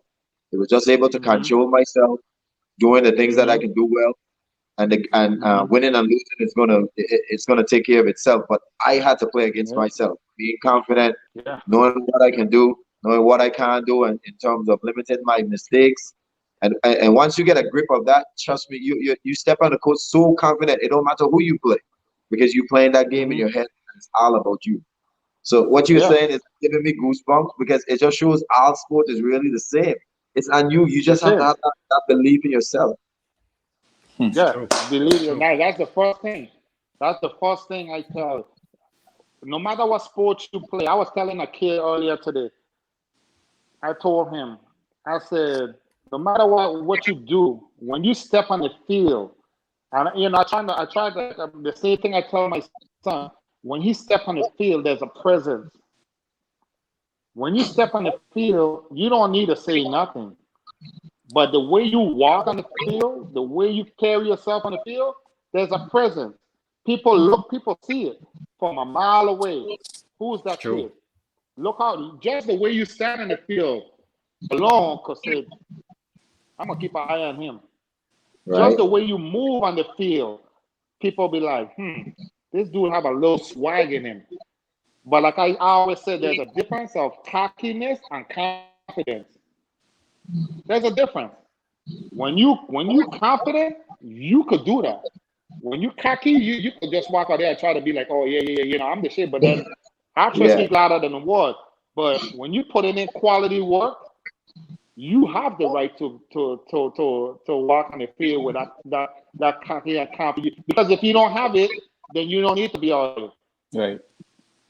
You have to be cocky to play this game. You have to. It's true. Yeah. You have to be. You have to have some type of cockiness. Like, I'm the shit. I'm good. Okay. There's a reason why you feel that way. Because when you working, you putting in quality work to get your level of that game to that next level. So yes, when you walk in the field, I want people to know I'm on the field. When I step in the box, you better be on top of your game, because I'm gonna hurt your feelings. You making me want to go and play baseball right now, man. So when you step on the court, your defense better be tight, because I'm gonna break your ankle if you slipping. I'm gonna score 50 on you. That's the attitude. But why you have the attitude? Because when you practicing, that's the vision you seeing. When I working and I practicing, or when I was playing, I to this day, when I pick up a baseball or I taking a swing, I could see someone throwing me a baseball. I see it. I see the ball coming at me, and I'm hitting the ball. That's the type of vision I have. So I tell my son, whenever you working, it's like you see something coming at you. It's not that you just not swinging to swing. You're swinging with a purpose. Right. So everything you do, that's what you have to go. It's a purpose to everything you do. You're not just going through. You go through the motion here, because when the bell ring, we ready to go. That's true. That's my thing. I got question. So that we don't go through another 30-year drought for another Virgin Islander to make it professional. What are some What are some advice that you could give to some of the bigger heads like Calvert who watching? Some things that we could put in place to help our kids, advance to that next level. Exposure, man. Exposure. You know what I'm saying? We're on an island. We're on an island. If we have to go to Puerto Rico to be seen, then we got to go to Puerto Rico. If we got to go to Dominican Republic to be seen, we got to go to How many Latinos, I ain't been home, it's been a while since I've been home, probably like 6 years or so. But how many Dominican players over there? We got Cuadro down there working with boys. We have Canton, Darren. They're working with boys. It's exposure. Getting them to a place where somebody can be seen, you know what I'm saying? But like, you know, Darren Canton and them boys, they're bringing scouts down there to St. Thomas and stuff. My thing is that put in the work. If you really want it, it's, you know, you eat, sleep, and shit baseball. It's not you want it today and don't want it tomorrow. It's a 24/7. Yeah. You know, when I was growing up, I made a bet with my mom. I said, Mom, I want to play in the major. At that time, she was struggling, you know, single parent raising 4 kids. And we made a bet. The bet was that I practice every day. I practice every day, Monday to Friday from 4 to 6 o'clock. Right? And then we play on the weekend. She said, okay, you want to play in the major league that bad? Then you do your job, get your homework done, and then be in the field by 4 o'clock, and I'll see you at 6:30 or whatever. That was every day. Well, there was one time my ass was asleep at 4 o'clock. She came home. She woke my ass up and said, get your ass in the field. You told me that you wanted to play in the major leagues, and you ain't gonna make it to the major league sleeping. So get your ass in the field. We made a bet. Right. She woke me up, and I had to go to the baseball. I was in the baseball field. That's that, you know. So, you know what I mean? My thing is you have to want it. You have to want it, and if you have to leave the island to be seen, you have to leave the islands to be seen. You know what I'm saying? Now, when you get to where you're going, you have to have the same mindset like you back on the island. Right. Yeah. You gotta have that same. Now, what I mean by that same mindset is that same hunger. That same hunger that, you know, don't leave the island and oh, okay, I'm in the States now I'm gonna relax. No. Act like you still playing home, like you on that 30-mile island that's surrounded with water, and there's no way off the island. So that when you go to the States and you playing, that mindset that you have, that hunger and that fire, you're gonna take it out on the field, because now you are there with you're trying to get to the top.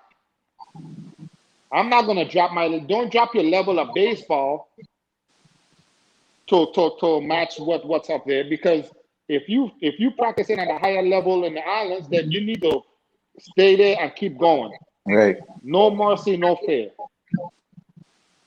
You know, Let me ask you something. if you do that, When you finish. Go ahead. Let me ask you something, because I see this too in my sport and baseball, because the Virgin Islands are so rich in talent, not just in baseball and basketball, but boxing, track and field. We have immense talent. But I've been to so many different countries, and one of the advantages they got over us, no matter how big or small, they always have some type of professional league, whether it's semi-pro, minor pro, whatever. Puerto Rico has it, Dominican Republic has it, Panama has it, Cuba has it, even Aruba them have it. It gives incentive to the athletes that there's something you can achieve at the end of the rainbow. With the Virgin Islands producing so many talented players per capita, you don't think that we're falling ourselves by not having at least a semi-pro sponsored by the government, where these guys can make $1,000 a summer, that they understand that we're taking you into that professional realm? Because we don't have no professional league. Yeah, and I think the problem is with that too is because we're so small. You know, we so small. You're talking about Puerto Rico. Puerto Rico, they got win a ball, but Puerto Rico is so damn big. You know what I mean? There's different cities. You know, we only got one huge stadium, Lionel Roberts. You know what I'm saying? I think that's what it is. You know what I mean? To get people to come home and play like that, I think it'll probably be a little tough. I think if you know what I'm saying, if we had a bigger island and stuff like that, then it would be probably different. You know what I'm saying? That we could travel, they could drive here. Santo Domingo is the same, because it's so big that they're able to put a league here, and then they get camps and stuff like that. I think, you know, it'll be a little tough, man. It'll be a little tough to bring people home and play or win a ball. I mean, because if you think about it, how are we going to have a win a ball we would have to travel to St. Croix. If we could do it, if you know what I'm saying, if it happens, we probably could be able to.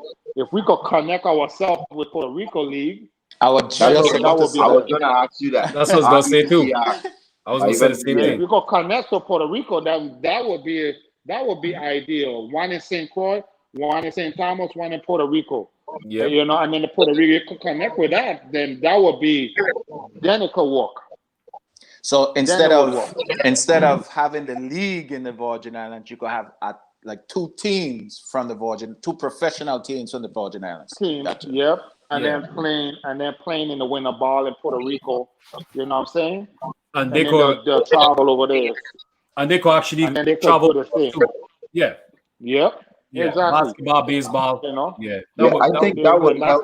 That's all big. I think that would help because Definitely.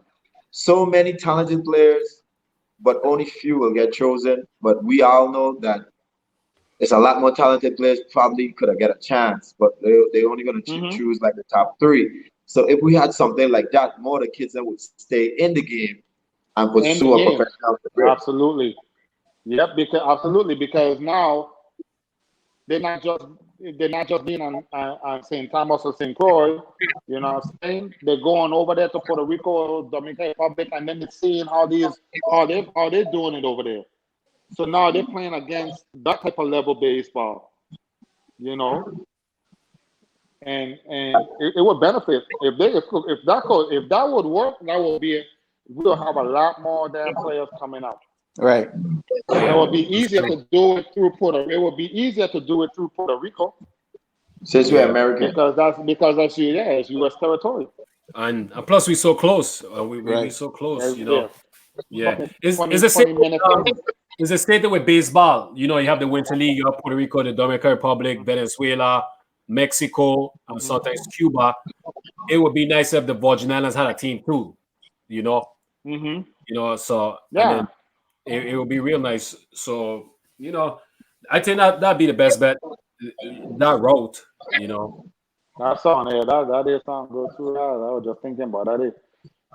Somebody has, figure it out. And if MLB baseball is involved with Puerto Rico League, that would be something that would be good to bring up to them. Combine it, you know what I'm saying? Being that so many talents coming out, talent players coming out and players drafted, and because ever since I got drafted from home, we have Jabari, we have Blash, we have the Catton brothers, we have quite a few guys them that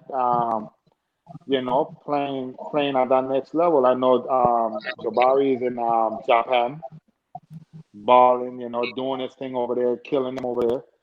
We have his younger brother Jamal, and was with the St. Louis, and then we got the Captain brothers and stuff, Joel and what's the name, and them boys doing their thing. So I think it would be good, man. If that happened, that would be good. Yeah. Because now it would be a lot more exposure.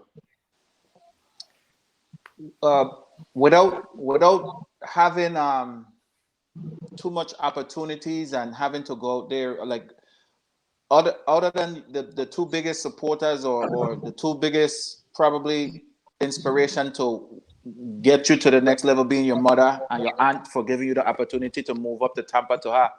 Name some of your biggest supporters that without them you couldn't have made it this far. And that's from home all the way up to until you make it to the major leagues. Man, man, I tell everybody this, man. Started from crazy story. Started from growing up around the field. Growing up around the field. If anybody know around the field, big up. Where we started, a lot of my boys, them, we used to hang out down a line, in the gym, right outside the stadium, and they used to do a lot. They were my boys. Them they were running the street. They were running the street, and I tell kids to this day, I said, you know, right now I work in juvenile hall. I am a correctional officer. And I teach these youth. I say a lot of these, I said, y'all in jail and y'all think y'all got friends.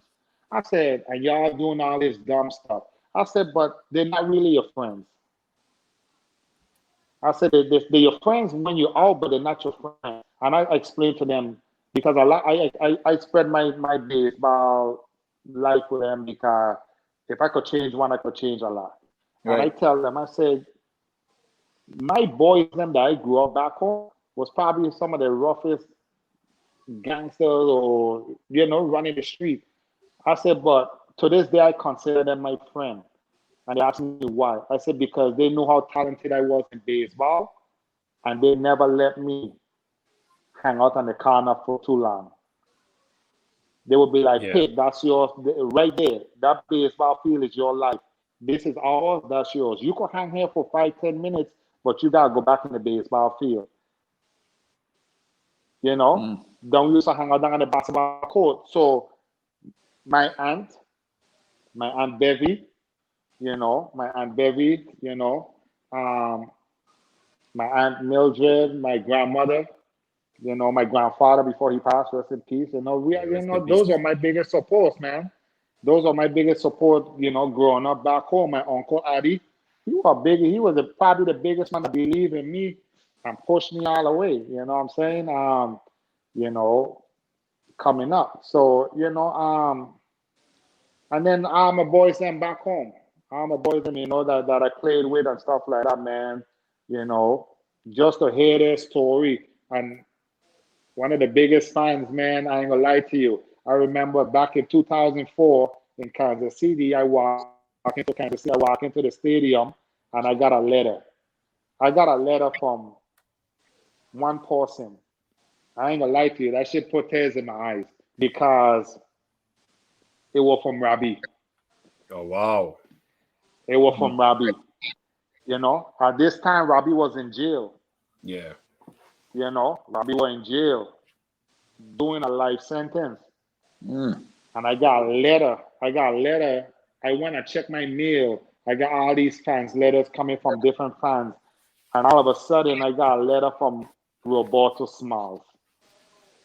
I said, Roberto Smiles? The fuck? I Mm. opened the letter and I started reading. And this man tell me, there's some Piko I proud of you. Now, way younger than him, and I watching him, and I wanted to be like him. And I started reading the letter and I started crying. Everybody look at me like, when you crying? I said, man, I get one of the letters from my original hero. I wasn't Wow. expecting this, one of the dudes that I look up with, that I wanted to be like, even though he was a pitcher, the way he was, everybody, like, he was the name of St. Thomas.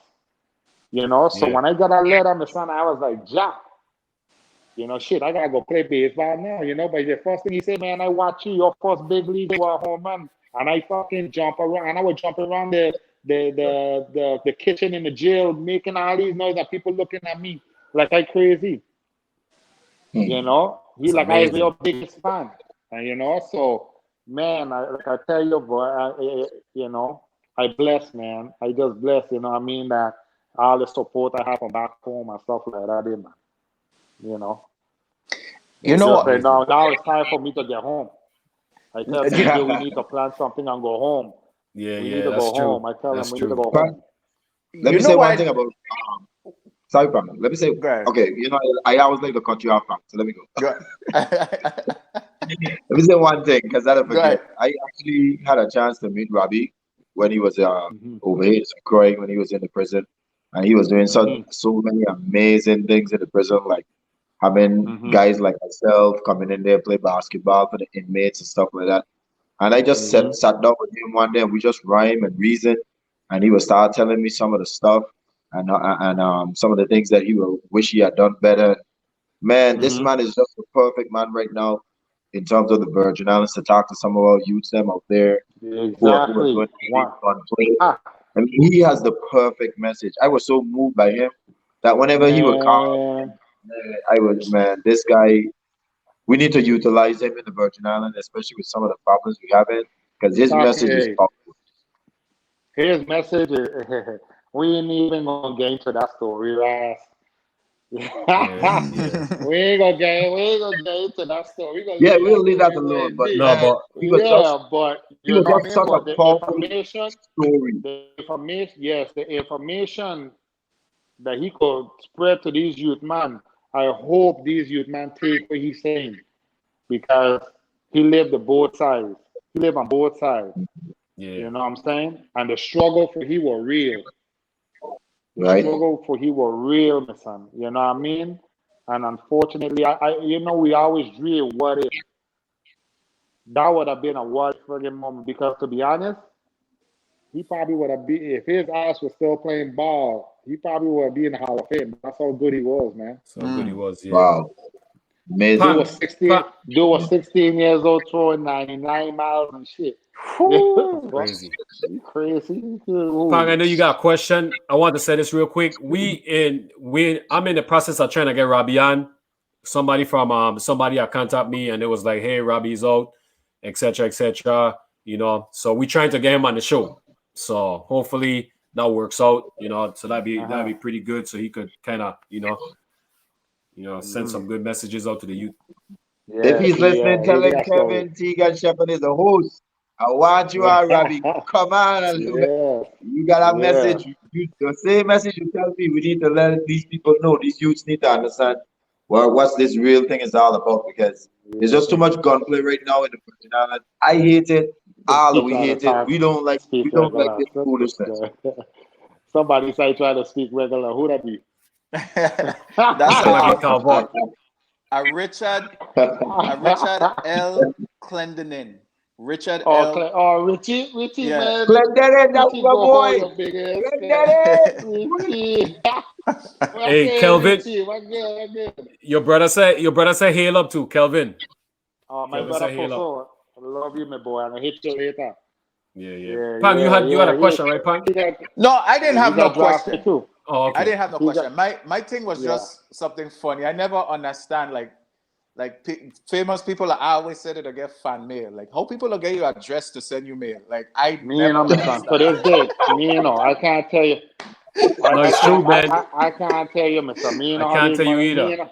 Me man be true. finding my shit. I gotta find a way, Mister.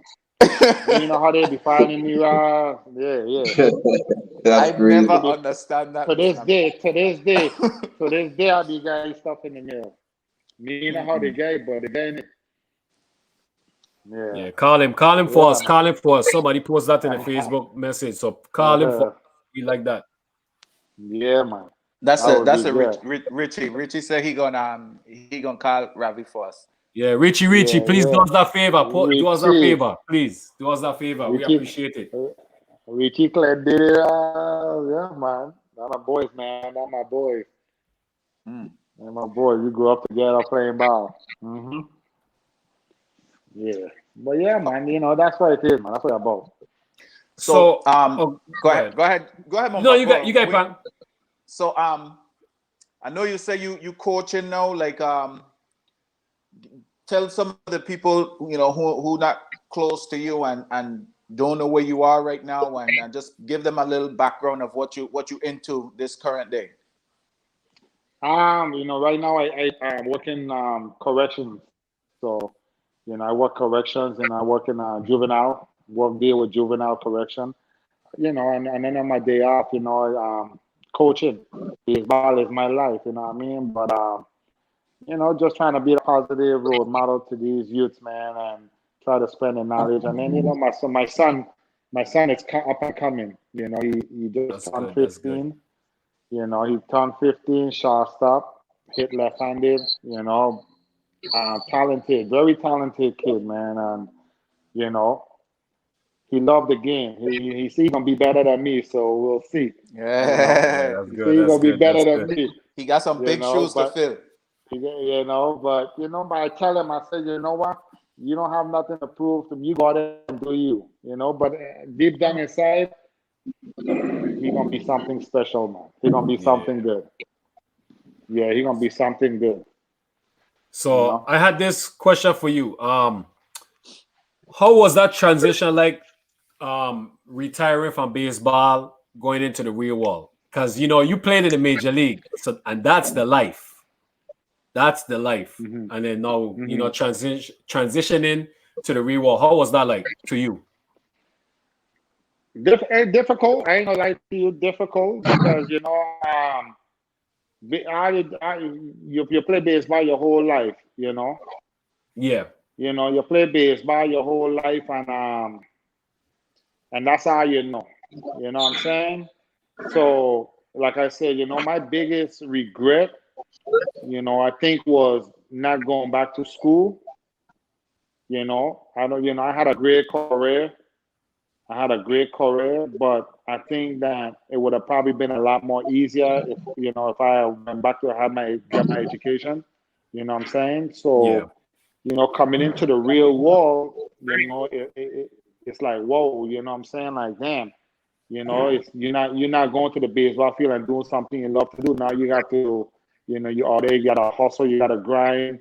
You know what I'm saying? But that mindset and that mentality of we being athletes and that constant grind coming through the minor leagues, like Terry was talking about, that 16, 18-hour bus trip, and they Yeah. have to play a game, sleeping on the bus, that grind, you gotta keep pushing.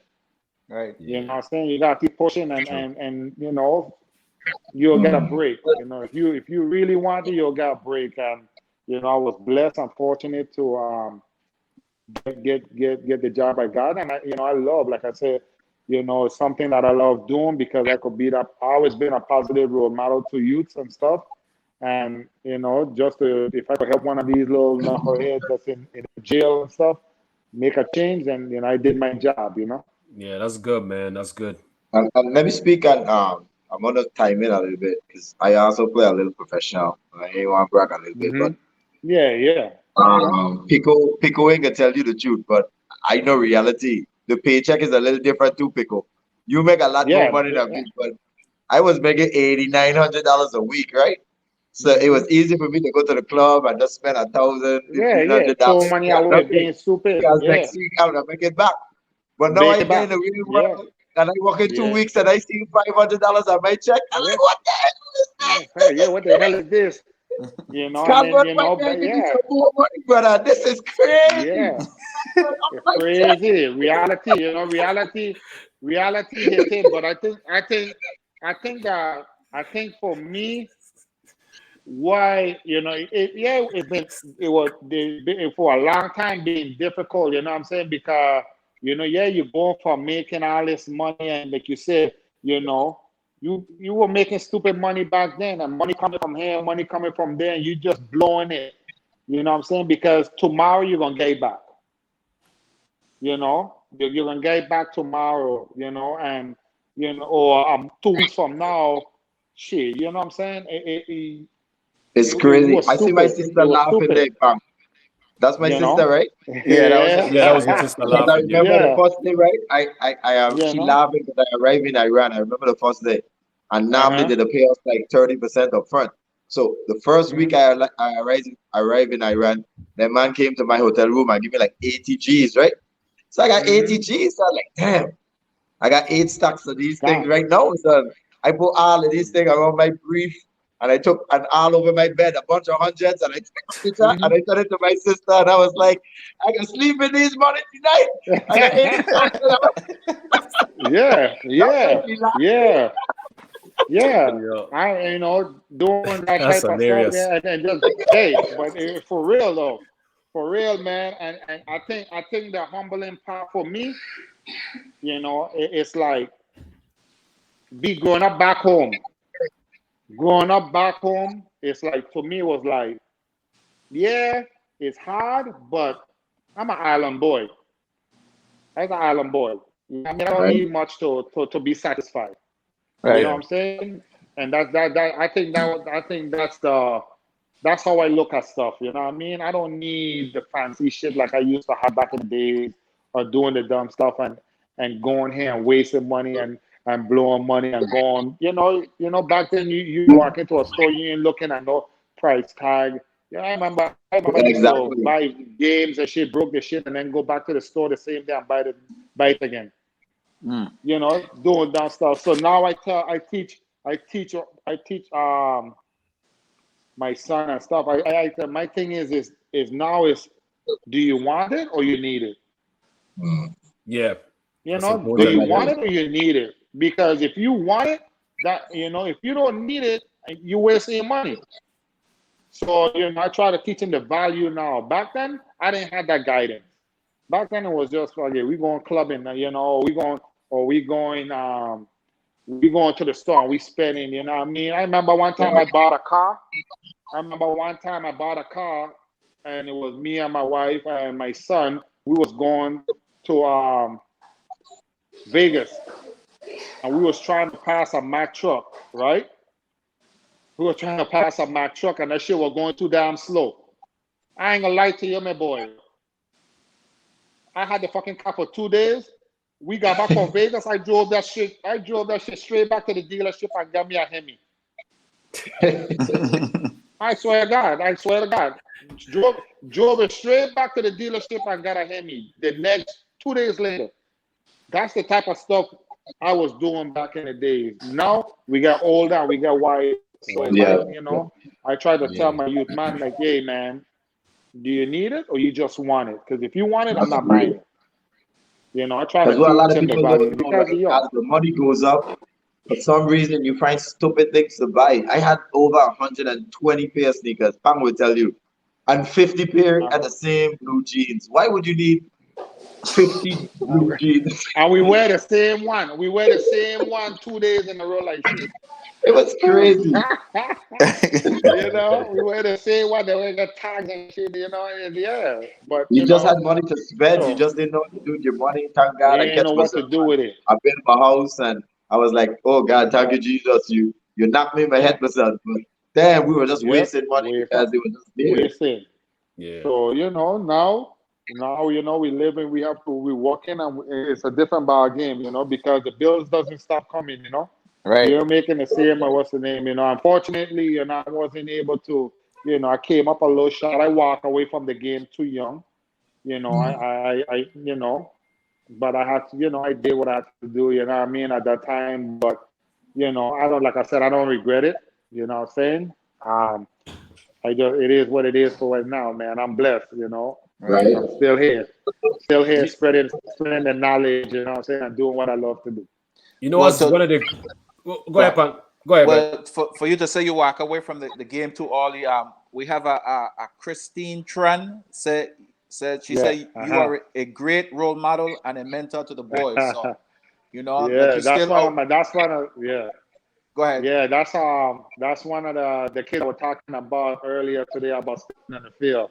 Yeah. Okay. Yeah, that's a great family. I train her 3 boys, and she has all 3 of them is very talented. The older one, great pitcher. The middle one, yes, he's like he is like that black diamond in the rough. You know what I'm saying? Wow. He's gonna be sneaky, but they have a younger one, Andrew. He coming. He's up and coming. And I tell her, I say I could see her. I could see them boys there. I could see her and my son, one of her boys, and my son David, and my son in the big leagues. That's Let me there. ask you this. Wait, hold on. I wanted to say something real quick. Okay, go ahead. When I know you guys talk about professional and stuff. I think one of the greatest things about being a professional is getting paid to do something you did as a kid, something that you enjoy doing, having fun. I think that's the greatest job you could ever have. Getting paid to play a sport that you love, that you grew up playing your whole entire life. So I wanted to kind of add that in. How great of an accomplishment that is, when you become a professional. Yeah, doing something you love to do, having fun on the field, and just enjoying it, going for a ride, taking it for a ride, ride it out as long as you can. You know what I'm saying? And if you can do something you love to do, ain't nothing better than doing that. And I, like I said, I work with a lot of kids, man. I work with a lot of kids over here, and all of them have, I teach them one way, and that's the only way I know how to coach is the way I was raised back in the BI. You know what I'm saying? And that's the only way. There's no sugarcoating it. when we work, we work. You know, we have, we have a younger one coming. This kid named Chase. This kid named Chase. He's gonna be something good, man. But I have a lot of time. I have a lot of kids, man, that I work with, Matt. Them, man. I got some kids that's up and coming. But I need to get home too, man. We need to do something back home. You know what I'm saying? Because like you said, you know what I mean? It would be nice to see some of our boys now from back home take it, man. Start moving up and taking it serious and getting out the island and make it something, because if we stay on the island, we only could go so far. Right. From the east to the west. We're trying to leave. We trying to, you gotta leave. You gotta leave the island. Something have to give. I watching that the hat that you're wearing. You're wearing number 42. That's the number that you played 42. With. No. They're Jackie Robinson. Jackie Robinson. Okay, yeah, so Jackie that's Robinson, that. Being that Jackie Robinson played a big role in baseball in the black community, with all the social injustice that you see going on. Now, it's a two-part question. Did you experience any racism in major leagues, and what type of message do you have to the social injustice that's going on today? Man, you know what? We'll go back to Jackie Robinson first. When I was 11, my mom got me a Jackie Robinson book, and I would sit in front of Lionel Roberts Stadium and read that book. The first book I had was a Jackie Robinson book, and I would sit on the wall outside of Lionel Roberts Stadium and read that book. 1999, I was in AAA All-Star, and that's when they had the first Futures game. I was going up to the elevator. I think it was 99 or 98. I'm going up to the elevator. Guess who walked in the elevator? Miss Robinson. Oh, wow. Look. Hey, listen. Look, I was tired. And I heard this person say, "Hold the elevator," and I was like, "Man, I'm tired.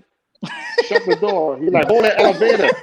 So I said, "Whatever, man." So I hold the elevator, and guess who came walking on the elevator? Mrs. Robinson. Wow, Mrs. Robinson, man. Wow. Man, my eyes opened up so wide. I grabbed the woman. I thought I was gonna break her back. I grabbed her and I hugged her. I said, "Lord, Miss Robinson." She said, "How you doing, son?" I said, "Man, thank you." Took a picture with her and everything. I can't find it, man. I'm so mad. That's the one picture I wish I had. Crazy, bro. Yeah, that's a big feat. Coming up in the minor leagues. Yeah, you know what? Racism for me, growing up in the Caribbean back home, growing up in St.Thomas back home, we never had to deal with racism. Back then, you know what I mean? When I was coming up, you know what I'm saying? If you were from the state, you were a Yankee. We call you a Yankee. So when you come to the island, you're a Yankee. Right. You know what I mean? But we never deal with that back home. So when I came to the States, I didn't understand it. You know what I mean? To me, I didn't care. Right. It ain't bother me like how it bothering people from Atlanta, Mississippi, and all those places, Florida.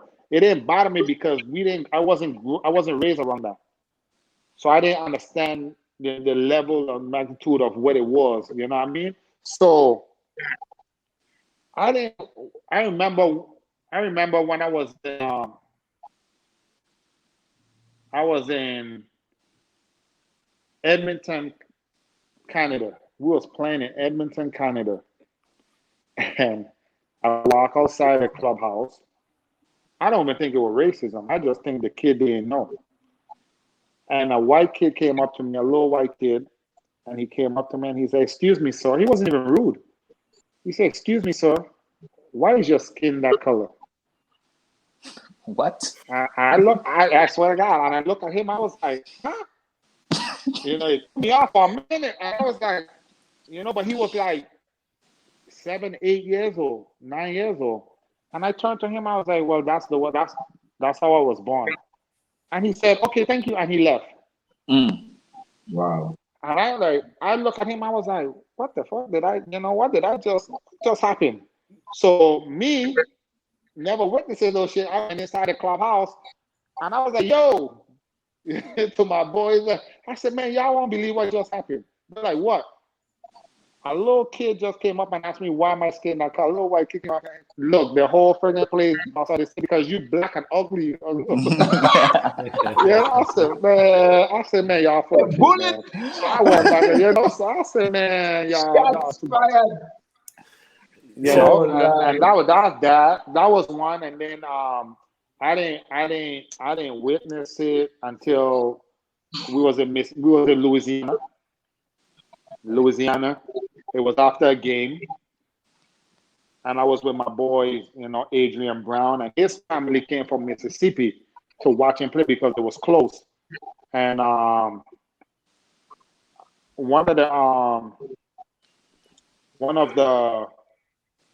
this little kid was running up it was after the game. We just won. He was running up the sidewalk, and a lady coming in a car full speed in the stadium, driving full speed. And I saw the kid out of the corner of my eye, and I was like, yo, watch that kid, because he cut out in the street and he almost ran in the street. So we grabbed him, and it was a bunch. My boy had his whole family there, and we yelled at the lady like, yo, slow down, no speeding in the parking lot. That's when I first witnessed racism for the first time, when the lady turned around and said, F you niggas, and she called the cops, and what she said to the cops was basically, we got about 20 niggas out here trying to kill us. So I was like, what? I was like, what the hell? I was like, what did she just say? Well, what happened after that? My boy, his family from Mississippi, they start tripping. They went off. I was like, yo, we gotta go. And then we got on the bus, we left, and there was about 20 cops came flying in the stadium. We were leaving when they was coming in. I was like, oh hell nah. That was the only time, man. I just think that, go back to your question, bro. I think that, people need to treat people the way people need to be treated, man. That racist shit needs to stop. You know what I'm saying? It don't matter. We all bleed the same. You know what I'm saying? And at the end of the day, you know what I'm saying? You know better than us. We know better than you. You know what I mean? But the justice has to be solved when you do some dumb shit and you're doing shit out of ignorance and spite. You know what I mean? Justice got to be solved. You know what I'm saying? The stuff that's been happening, they got to be held accountable for their actions, bro. And it is what it is. You can't. And a lot of people pissed off. You know what I mean? When you give them a slap on the hand, you know what I'm saying? And you're not holding them to the higher level. But the truth be told, you know what I'm saying? We do some shit like that, it's a different outcome. Yeah, So at some point in time, man, if they want peace and stuff, everything, it starts with everybody. Everybody got to be treated equally, bro. Bottom line. well, the ones that are racist, because it's not all white people. Like It's not all. some white people are some of the funniest people to be around, the best people to be around, the coolest people to be around. But the people who are racist, they don't want peace. They want us gone. You know what I'm saying? They don't. And it's sad. It's sad. Right. You know what I'm saying? Because you can't put everybody in one barrel. There's one apple. You know what I'm saying? One bad apple don't fucking ruin the whole bag. Everybody have their own choices, bro. You know what I'm saying? So my thing is that's one thing, man. I don't want to do it. People blaming everybody, or making assumptions, or accusing this person of that. You know what I mean? No, don't judge the book by the cover, man. You got to get to know the people them first. That's how I feel, man. A lot, I have friends from all races, man, and I have some great friends. You know what I'm saying? And I love all of them, and they love me the same. And so Beautiful. to me, you know what I'm saying? You're not gonna agree with everybody. You're not, you're gonna agree to disagree. It is what it is. You know what I'm saying? But at the end of the day, it's all about respect. Right. That's It right. comes down to respect, and you respect each other. You respect their point of view. So what? Bullet. You know what I'm saying? If you don't like it, keep it moving. Yeah, that's Tegan, true. you remember us experiencing I was racism in gonna talk Alabama? about that. Wait, hey, Pam, me and you need to stop living with each other because I was gonna tell him I have a funny story about my co-host when we went to Mobile, Alabama. Do you remember that day when we went to Walmart?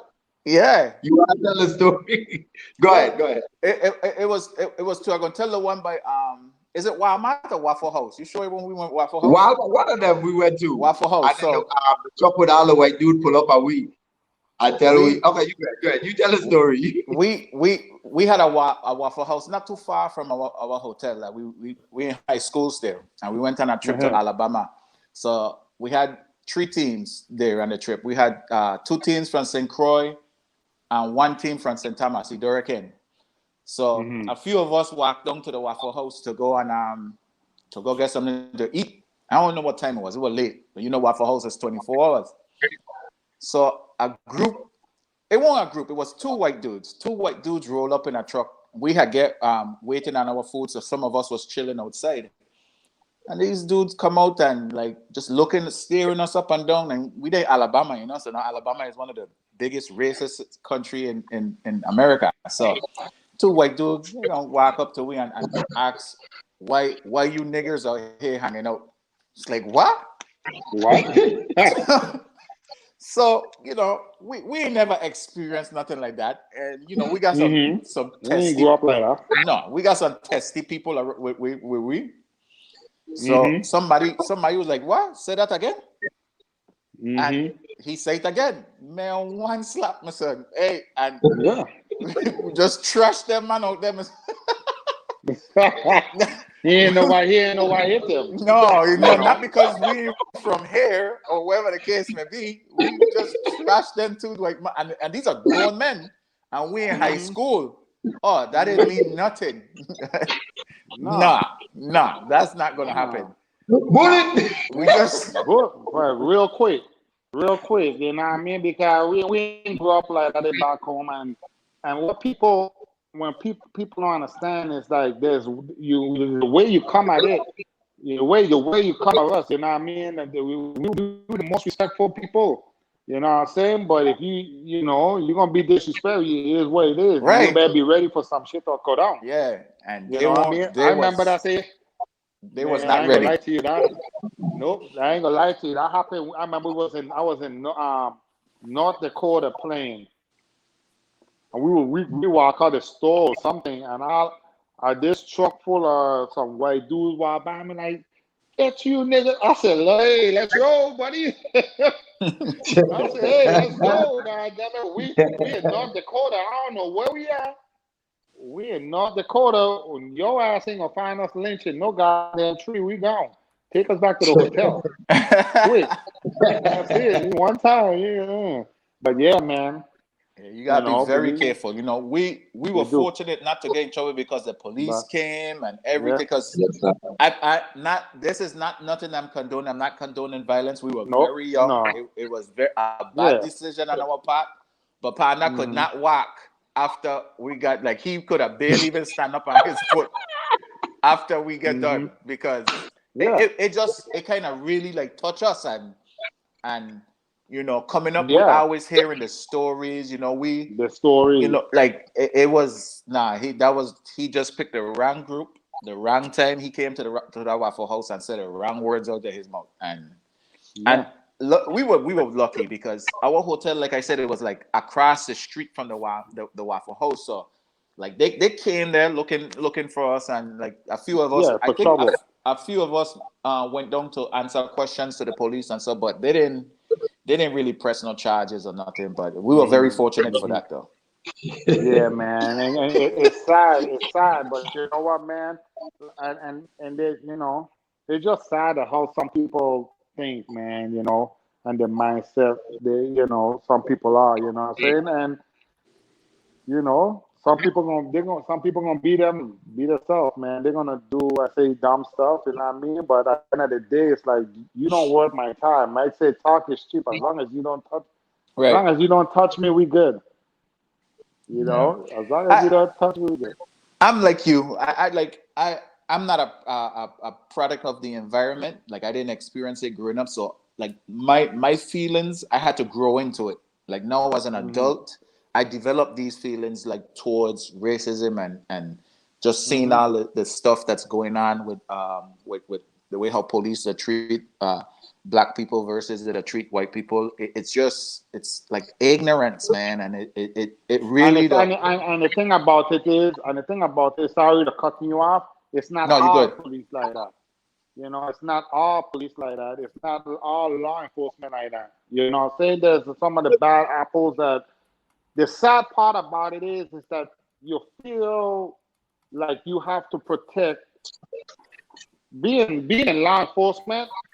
Oh yeah, you know we gotta protect ours, but I don't give a shit. If wrong is wrong, I don't give a Right, fuck if I'm in law Right. enforcement. If your ass do some dumb shit, bitch, you on your own.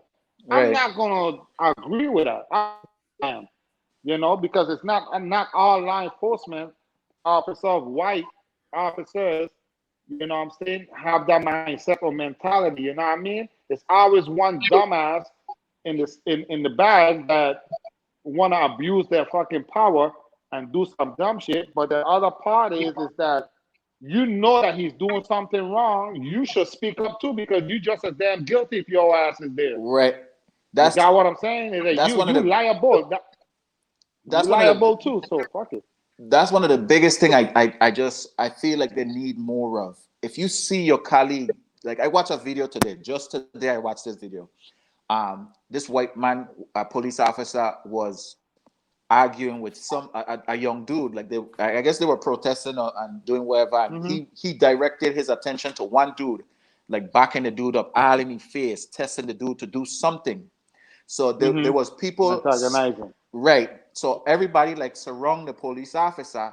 A woman got down on her knees and put her hands up like that, and he just like shoved she out the way. But there was one Mm-hmm. black female officer. She did not take that, and she got up in Mm-hmm. his face. Like he was so Mm-hmm. embarrassed. He tried to like run from Mm-hmm. all the cameras that's on him, and Mm-hmm. they need Yeah. more of that. They Yes. need more Because people. because the innocent ones them is getting hurt. The innocent ones them that's getting hurt. The ones them the cops them that's getting killed out there and have family and what's the name could probably be the best fucking cop out there that you could ever meet or best person, but because he have a badge on, everybody think he's a bad one because of the badge. But at the end of the day, one fucking bad apple is basically ruining it for everybody, and it's not all of them like that shit. I have a Right. lot of friends over here that's cops. You know what I'm saying?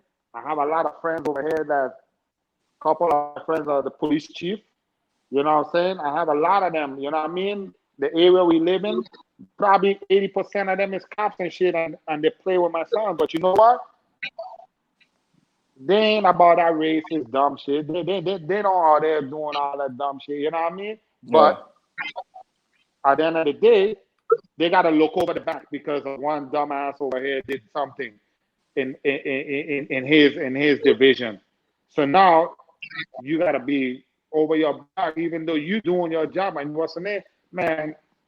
It's a sad situation, bro. It's a sad situation, and you know the people, you know, these bad ones, they need to get wheeled out. Right. They need to get wheeled out, and they need, you know, when they do dumb shit, they need to get held accountable at the highest level. Not that slap on the hand shit, but probation. Fuck that. Throw the key away in the ass too. Right. They just as guilty. Just because you got a badge don't mean that you know, you entitled of shit that, you know what I'm saying, that a regular person citizen don't get. Right. You know, that's gonna, you know, you're not gonna get a buy for that. No. You already, once you cross that line, you regular now. Sorry.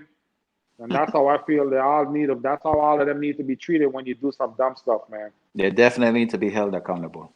Yeah, have Definitely.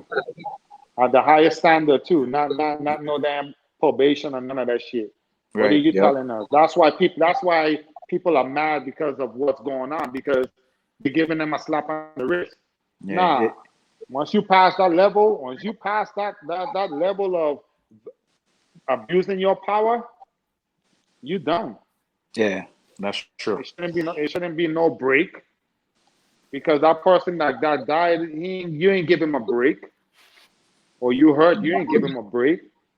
Because there's a lot of stuff that could be avoided if you just listen. I tell a lot of people that, man, especially in my line of where I work in. I told one of my coworkers last night, if you just listen to what the kids are saying sometimes, you're going to have a different outlook of it. Just because they're in here, don't think, I said, just because they're in here, don't treat them any different. Listen to what they're saying. And I guarantee you're going to have more respect that way. You know what you just said is so powerful, because right now it's so many adults in the Virgin Islands wondering what's going through the kids' their mind, keep wondering why they keep taking up these guns, why they fighting over all these stupidness. But a lot of these adults are not really listening to the kids and what they're saying. Our generation now in the Virgin Islands are really looking for leadership in terms of somebody to speak to them and teach them how to really communicate, how to really problem solve and stuff like that. A lot of the time they are on the level of disrespect. The adults is on the level of, damn, you kill a man over $20, or you kill a man over he stepping on your shoe. You kill a man because he say use a I don't know if I can say it on the thing, because I must say the homosexual term. Can I say that, Mumba? No, You know no, why no, no, no, no, no. No. you guys know what I want to say, right? But Yeah.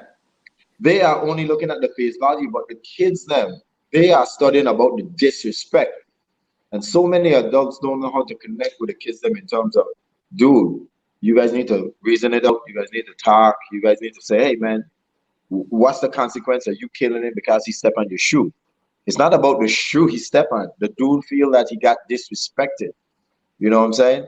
And I think the disconnect between like your generation, my generation, and above, they are all about, damn, he really do that because of this. He really do that because of that. He really. But this generation, you gotta listen to them. These guys are popping off for the smallest of thing. It could be a penny. Once you say, boss, anytime I see you, it's on. I can kill you or stuff like. These men are lock and loaded. So we gotta teach these kids how And to that's a problem shame. solve. We gotta teach these kids how to communicate, how to just simply calm down, reason themselves out, and not just blasting them because they're doing all of these senseless crime. It's not senseless to them. It might be senseless to us. So But we to gotta us, start yeah, listening to these because kids. they're not, these kids are not understanding. They think that, what I'm saying, that the easy way is to pick up a gun and start blasting, rather than, finding a different solution and stuff like that to deal with the issue. You know what I mean? The first thing they want to do is act, not think. You know what I'm saying? I tell them all the Right. time. I said you gotta think before you act. You can't act and then think, because that's a little too late. That's a little too late. You can't, once it's done, it's done. You know what I mean? We don't understand. We don't understand. We in our mind, like you said, it's like, oh man, he shoot this dude for stepping in his shoes. Okay, what was the reason why you step on the damn dude's shoes for? Why would you step on his shoes? He just bought a brand new pair of shoes. He told you not to do it, and you still did it. So there goes the disrespect right there. He asked you not to That's do it, right. but you choose not to listen to him. That's right. So now So this is the reaction you get. exactly. The reaction And was not at the end of the day, it's no the respect. reaction was the disrespect. We need to Yes, teach our kids them how to handle yes, that area. yeah.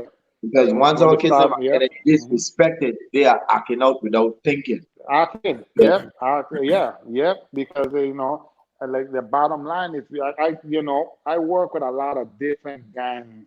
My line of duty is a lot of gangs, and I tell them, I said, you guys are in here together. I said, and the biggest thing that you guys gonna get you through this is respecting each other.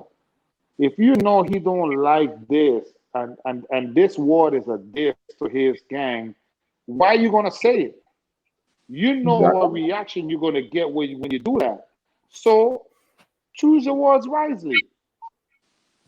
Because if you say the wrong word, he won't react. Or if you say the wrong word, or he said the wrong word to you, you're going to react. You know? So you guys need to start thinking and choosing. Yeah, okay, if you have an issue with this dude, don't say a word to him. You go on one end, you have a problem, go up and sleep, take a time out or, separate yourself. Don't put yourself in a situation that you can't get yourself out of. And at the end of the day, it's about respecting each other. Respect yourself, respect your peers. You respect him just because you're from a different gang. If you show him respect, he gonna give you back respect.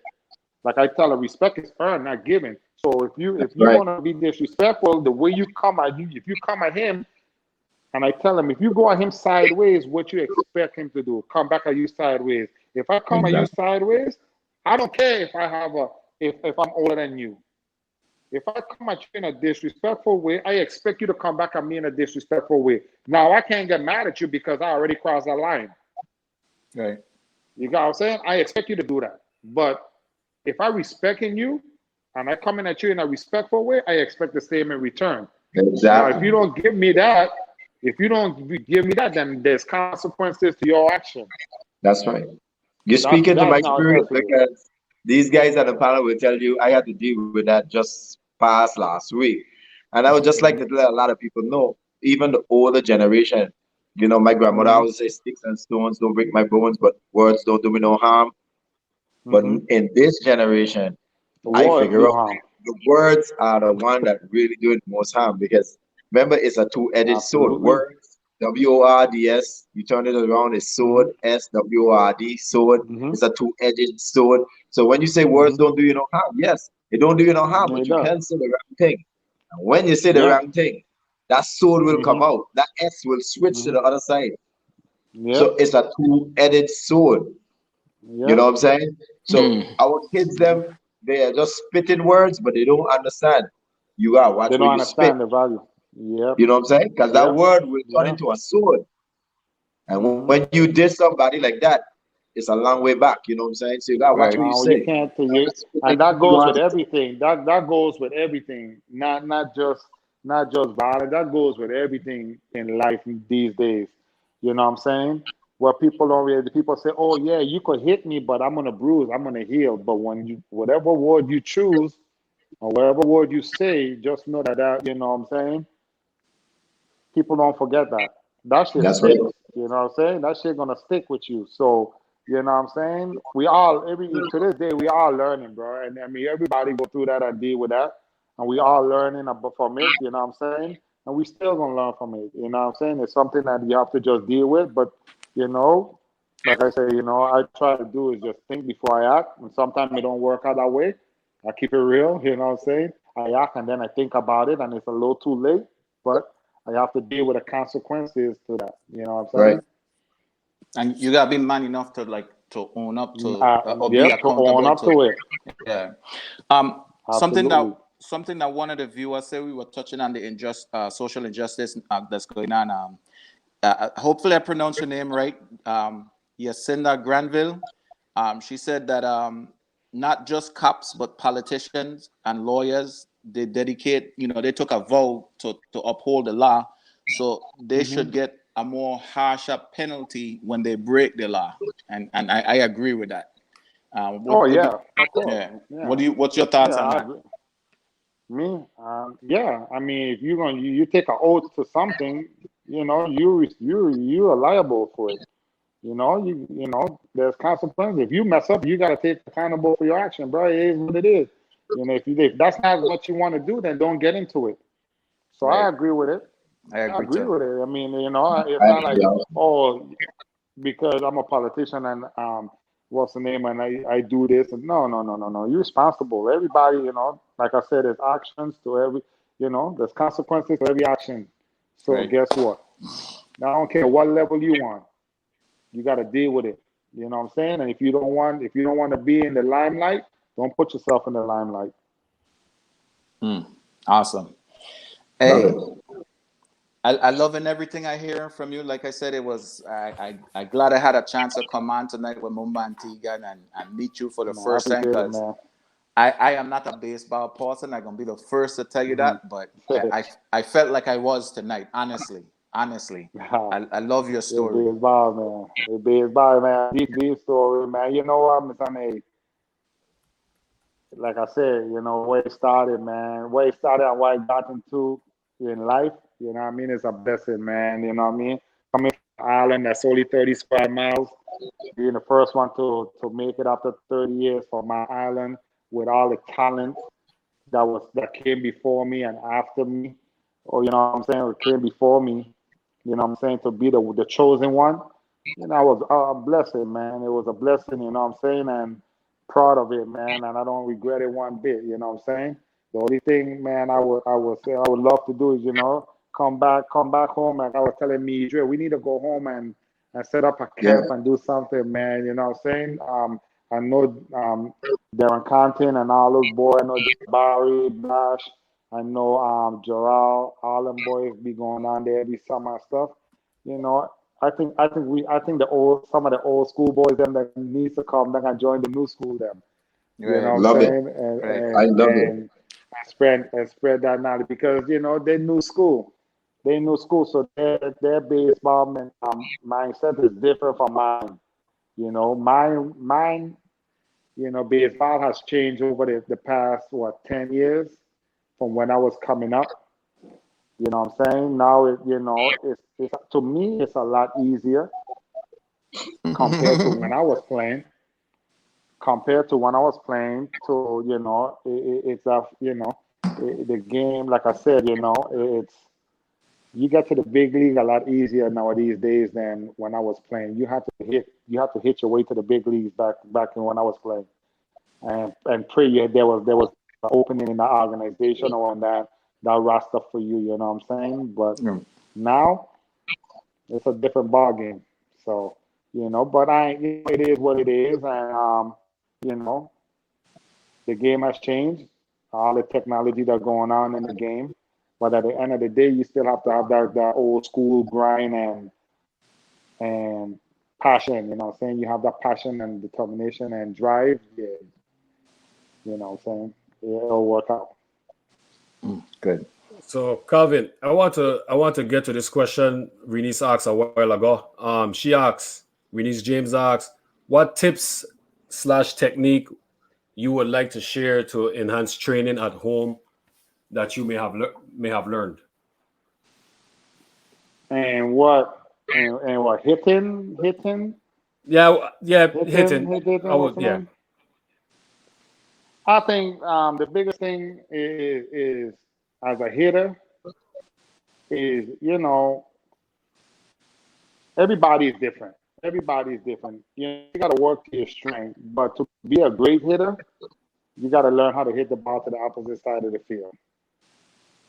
You have to learn how to hit the ball to the opposite side of the field. When you learn how to hit the ball to the opposite side of the field, which I'm left-handed.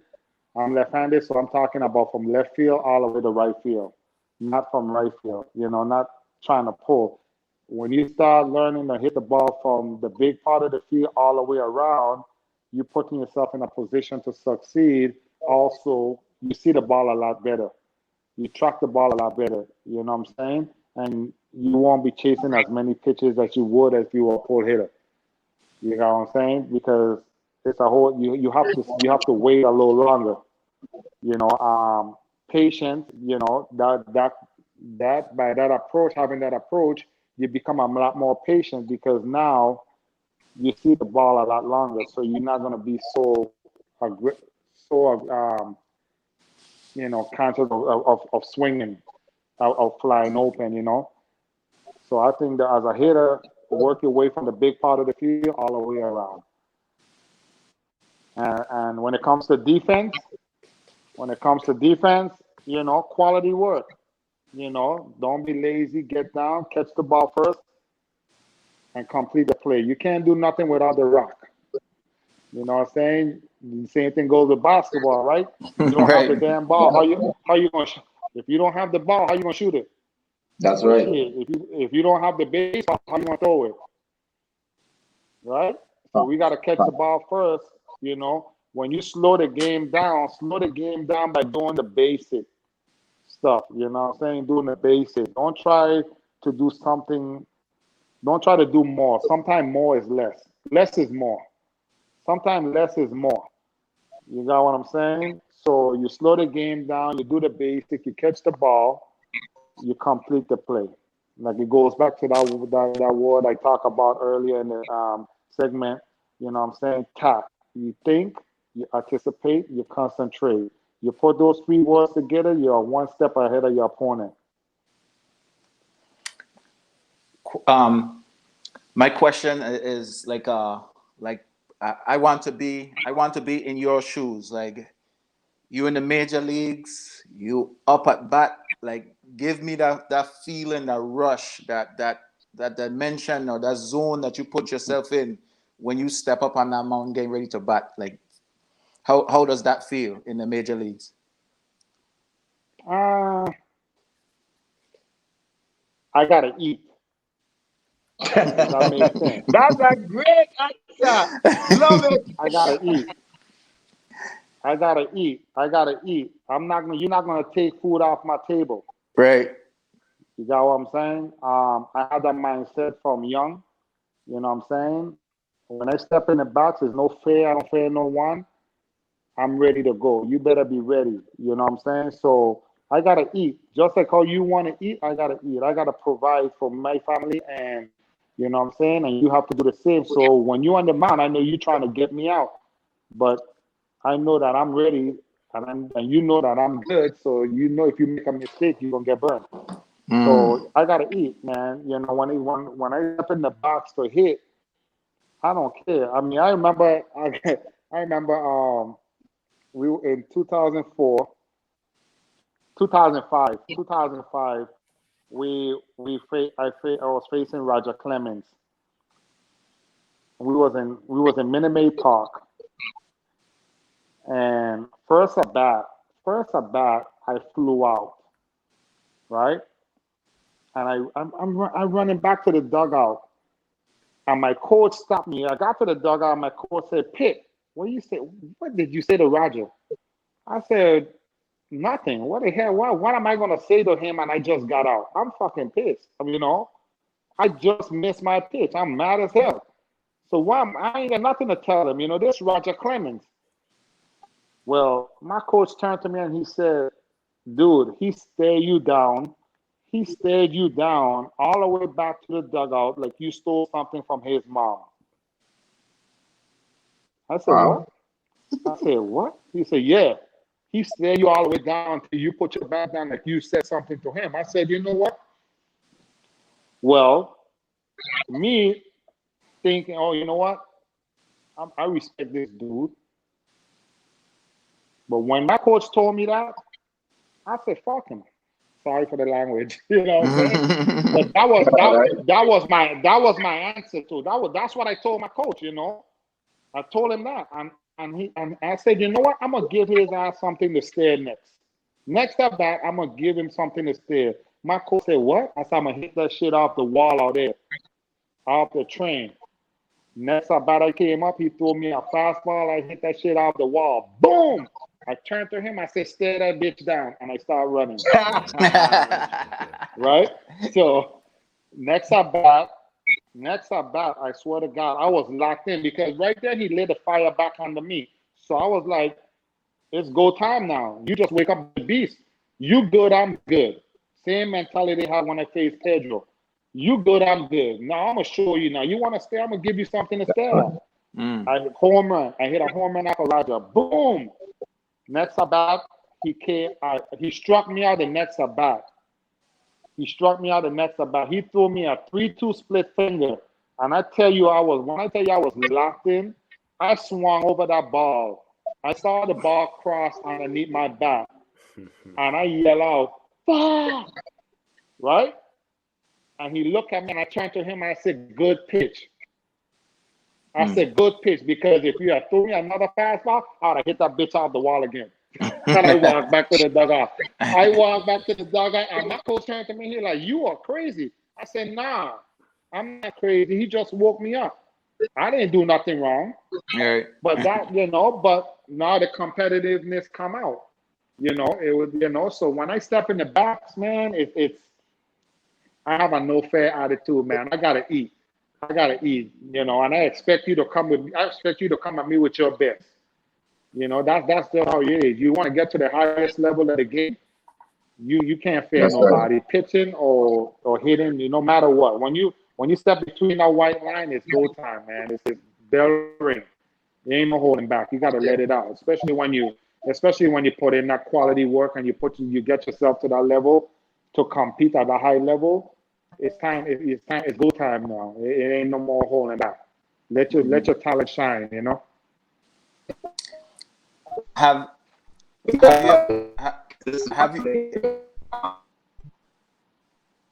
would that be you, Tegan? Oh, okay. Have you ever get beamed by a professional pitcher? Yes. If yes, by who and what was your reaction? In the big leagues, nah, but in the minor league, yeah, I get hit a lot of time because I was killing them. Oh, I get hit a lot. I remember in 1998 in AA, we was playing a team. I can't remember what team it was, but we was playing, and the manager went out to the mound and told the pitcher, I already hit the day before. I think I hit 3 home runs in that game. And he went out to the mound. He turned to the pitcher. He said, look, do not give this boy nothing good to hit. I don't care where you throw the ball. If you're going to hit him, I'd rather you hit him than pitch to him. So the pitcher drilled me.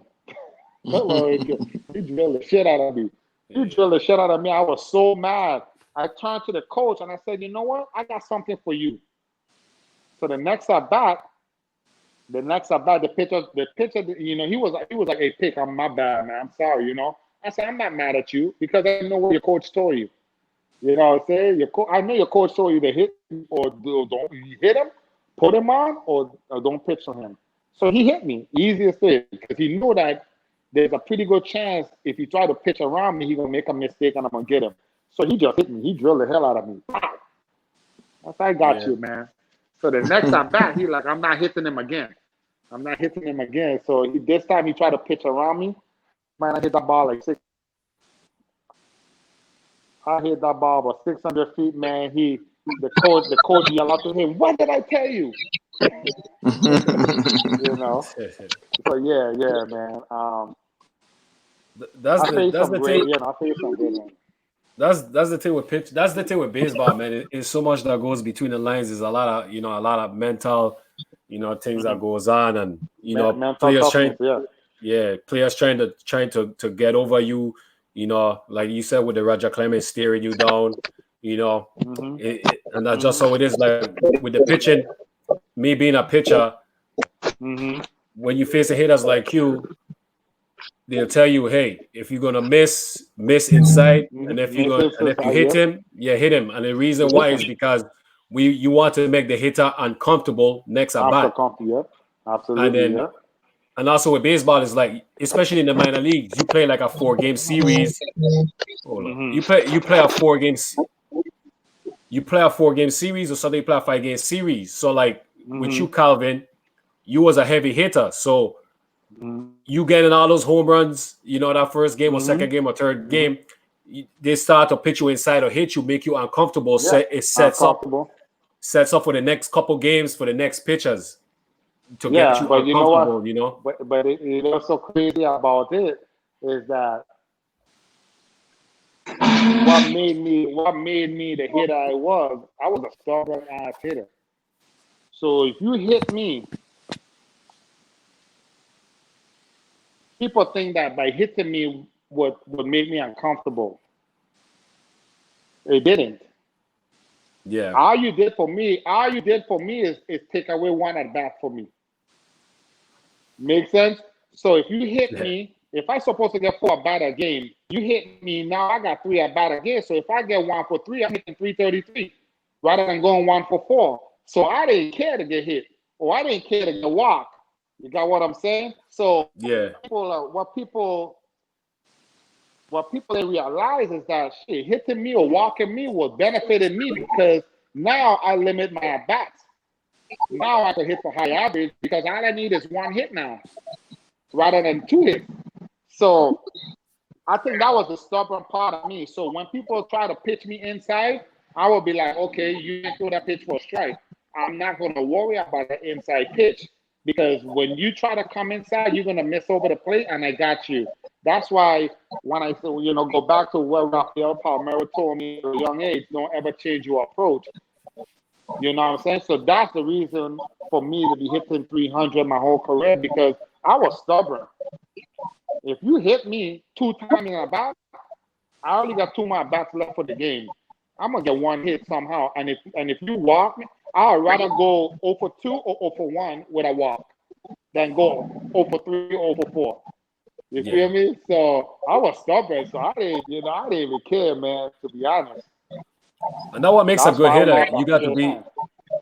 you got to be stubborn to be a good hitter. Yeah. You know. Yeah. And You you saying that is the same thing with like Barry Bonds. He was, it's the same way. You being a stubborn hitter, and as a pitcher, you face a hitter like you, it makes it tough for the pitcher because he can't get over you when he expect to get over you.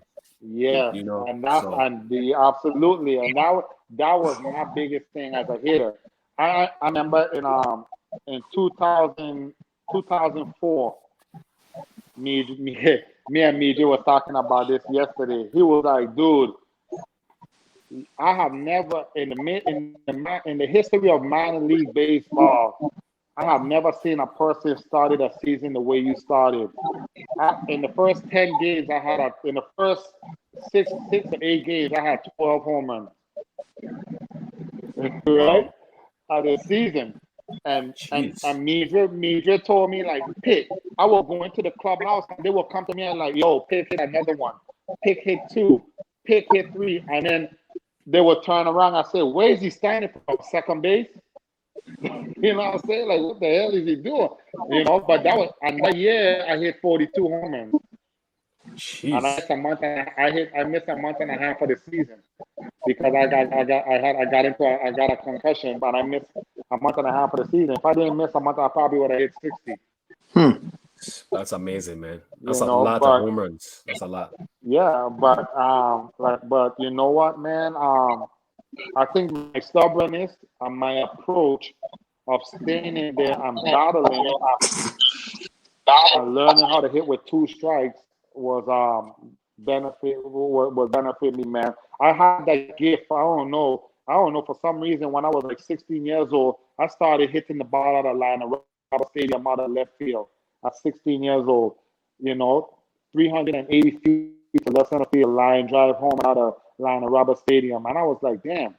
I didn't know I could hit the ball like that. Everybody saying, "Oh, you need to pull the baseball to hit it far." No, you don't. So once I learned how to hit that, start driving the ball to the opposite side of the field, that's when my game took off. I became a more patient hitter. And I trusted my hands as a hitter. One of the things I was looking at when I look you up on Google, like there was a lot of like baseball cards of you. Back then, people used to collect baseball cards and trade. And did you trade baseball cards growing up? Did you trade? Does major league players trade baseball cards when you make it to the majors? Nah, I never did. I wish I did. You know what I'm saying? I wish I did. It's so crazy when you're playing for such a long time, you take it for granted, man. Trading anything or getting any memorabilia, stuff like that, jerseys and stuff from your teammates and saving them, because when you're playing, you don't think about that. You know what I'm saying? You feel like, oh, I'm going to see you tomorrow. Or I'm going to see you the next day. And then all of a sudden, 10, 15 years down the road, it's gone by so quick. And then you retire like, damn, I should have got that. I'll be honest, the only couple I only one jersey I got, and I had to get it was Ichiro. Oh wow. That's the only one I got. Out of all my, I played with Cal Ripken. I played with a lot of the great players. I played in a game that Cal Ripken ended streak. You know, um, and I never collected anything. Mm-hmm. I know the year that Barry Bonds set the home run record. I was in Louisville, and I pick up his wood bat. He had a wood bat there, and the guy was like, "Do you want Barry Bonds back?" And I look at it, I was like, "Nah, I don't want it." And then he set the home run record. I was mad as hell, guys. And you know how I'd be much money mad that shit too. was worth Yeah, right now? that would be worth so much money right now. What? Yeah. Man, what? I probably would have bought a mansion or some shit with that. I was mad as hell, boy. Somebody asked You a know what I'm question. saying? Do you have any of your own cards? Yeah, I do. Okay. Yeah, Good. I got some. Yeah, I got some. I tell you, man, fans be finding me. They be finding us, man. Hey, they be sending me, hey, you can have this and have that. I don't know how they be getting my address, but they find me. You know, so it's crazy, man. But yeah, I have some, man, and I like giving it to kids and stuff. You know what I'm saying? You know, I see a random kid on the street playing catch with his dad. You know, because we from the islands, we humble, we don't say much. People, you know, I walk around and I go to work, and some people don't even know what I did for my whole life. You know what I'm saying? They don't, because I don't talk about it like that. You know, Yeah. I just go about my business and stuff like that, and you know, all of a sudden, you know, some people be like, "Man, I Google you. Like, you Google me? Like, what are you Googling me for?" You know what I'm saying? So, Yeah, but it's like that's a little weird I without try having not a to think. reason. Man, Yeah. I tell you, man. I tell you, you know, especially in where I'll be like, what are y'all Googling me for? Like, you know, but room, you know, people talk, you know what I'm saying? But Right. I don't even talk about it, you know, unless, you know, they come and like, hey, you a ball player? Yeah. You know what I'm saying? And then the one man, you know, I have one of my coworkers, he was like, yo, I went to San Diego State, and when I was there, Tony Gwynn was my coach. And I was like, really? He was like, yeah. And Mr. Gwynn would pull up videos of you hitting. Tony Gwynn pull up videos of me hitting? What? Man, he was a hit king. I used to watch him. He watching me. You know, you should be watching him here, not, Right. you know, him showing my videos. You know what I'm saying? So, you know, so it's funny, man. It's funny, man. But yeah, you know, I have some cards and stuff like that, and I hold on to it, and I give them out randomly, man, to kids, you know, Yeah, that's and I good. like That's to see the good. smile on their face, you know. Right. That's awesome, man. That's nice. That's nice. One thing about Tegan, you good? You doing a lot of movement down there. Yeah, I'm having a Via problem right now. I since I'm hiding in the States, Via is destroying my internet. I don't even know. You guys went in and out with me right now. Crazy. Well, we're glad you're back, buddy. Yeah. Go ahead, Yeah. Mumba. Sorry for interrupting you. no, you good, you good. No, I was gonna say, when I was playing in the minor league, Calvin, your name was the most popular name they used to ask about for Virgin Islands players. Your name and Midre. Like they was when they heard I was from the Virgin Islands, would be like, hey, you know Calvin Pickering, and they had nothing but good things to say about you always, man. And they always used to say you was one of the best hitters they ever seen in their life. Like my minor league coaches, because you know in the minor league system, a lot of coaches they go to different teams and stuff like that. So Yeah. you know, and they used to always say, man, you had one of the most beautifulest swing, and you was one of the best hitters, and you was one of the nicest guys. They used to always just say good things about you, man.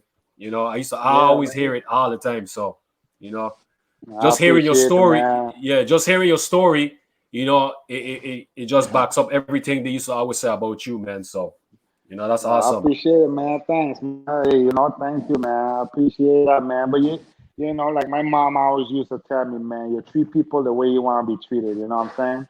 And at the end of the day, you know what I'm saying? I love playing the games, man. And one thing I learned coming up was, you know what I'm saying, signing for the fans. You know, I used to watch a lot of these Palmeiro, and I watch Carl Ripken, and all of these guys will stay outside after the game and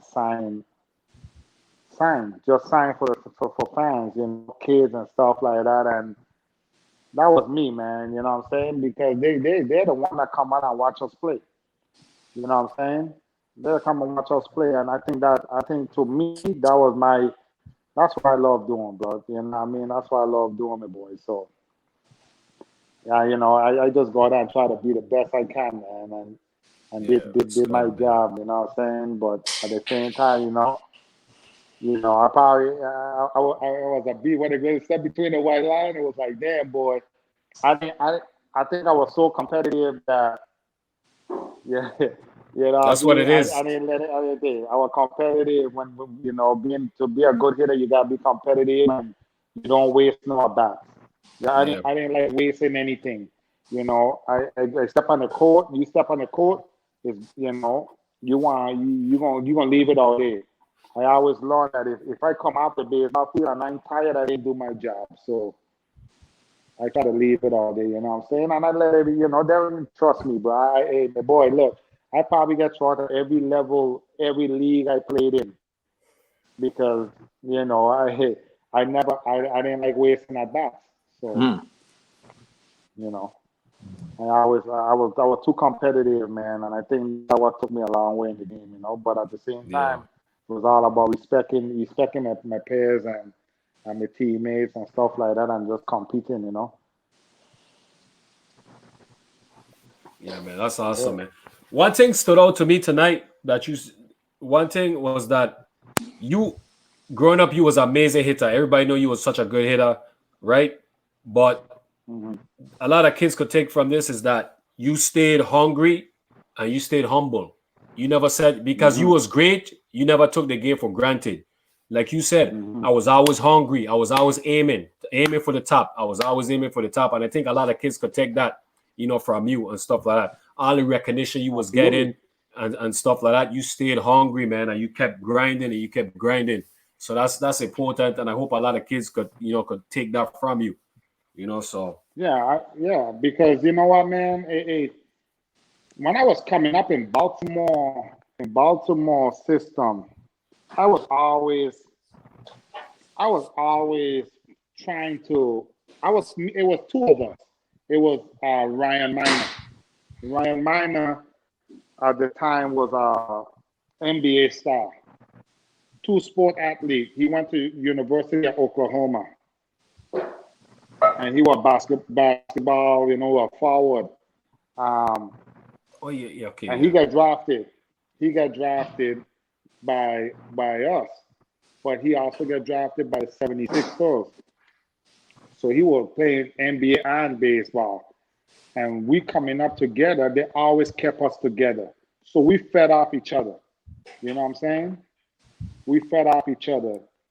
Were we at the same level on the baseball field? No. But they always try to keep him with me. You know, they try to say, oh, you know what I mean? He's just as good. No, he's not. At the end of the season, I'll show you who's better. So I always, you know, to this day, we're good friends, but we fed off each other. He wanted to be just as good as me, and I wanted to show them that I'm better than him. You know what I mean? So we went from rookie ball all the way to the big leagues together. All the way. We got called up the same time. We played together in the same game when Cal Ripken ended the streak. You know, we became really good friends to this day. You know what I mean? And I think that finding something to keep you going. Finding something to keep you going, even if constructive criticism. When a coach say you ain't good enough, don't get down on yourself. Use that to as fuel Use that shit as fuel. When you think I ain't good, I'm gonna show you I ain't good. I'm not gonna go and crawl up in a box and say, well, coach said I'm not good. Nah. You think I ain't good? I'm gonna show you I'm better than you think I am. I'm gonna go out there and I'm gonna compete. I'm gonna bust some out. I'm gonna show you that the guy that you're trying to put up with me at the same level ain't at my level of baseball. You see what I'm saying? So you always, for youth, kids out there, because there's a lot of coaches out there that try to derail a lot of kids and bring them down and tell them they ain't good enough and that they suck. And you know what I'm saying? And these kids are so quick to run away rather than facing the bull head on. You know what I mean? Like, okay, you don't think I'm good enough? Well, shit, I'm gonna show you I'm good enough. And I tell them, I said, you don't be disrespectful by cursing them. I don't know. You let your actions speak for yourself. You let your work speak for yourself. You let your bat speak for yourself. You let your gloves speak for yourself. You run hard. You hustle on and off the field. Because like I tell them, you're not just playing for him. You're not playing for him. You're playing for everybody else because there's always somebody looking. There's always somebody watching. That's So true. just because Very he true. don't like you, doesn't mean that there's another coach that can benefit from you. You know what I'm saying? So that's my thing. I tell my youth all the time. I say I don't give a shit if he don't like you. You're not playing for him. Just like if a major league player in the big leagues, I asked like today, the lady that Tran, Christine Tran, I told her son today. I said, how many teams in the big leagues? He said 30. I said, so if you get drafted by the Angels, are you playing for the Angels or are you playing for the 30 other teams? Because if you're just playing for the Angels, you have a problem. You're gonna be left behind, right? You're playing for all the other teams. So if they don't like you and don't want to give you an opportunity, you can help this other organization. But you need to have tough skin. You need to know how to grind. You need to know how to compete. You need to go out there and prove to these other teams that you are worth playing at the next level, so they could give you that opportunity. But if you pile up because you feel sad for yourself, then somebody else that's coming behind and you're gonna take your job, and you're gonna want to know why, because you let that shit happen. Yeah, it's true. That's We how I got look at it. So we got few questions from the viewer. One of them being my sister. First, first I can say, who is Kelvin Pickering to you? That's his my brother. That's your brother. Okay. that's my brother. So he said, you and the white lines know who faster, me or you? You got jokes, right? He got jokes, You got jokes. You got He got jokes. jokes. You He got got jokes. jokes because when we was young, my brother he could run.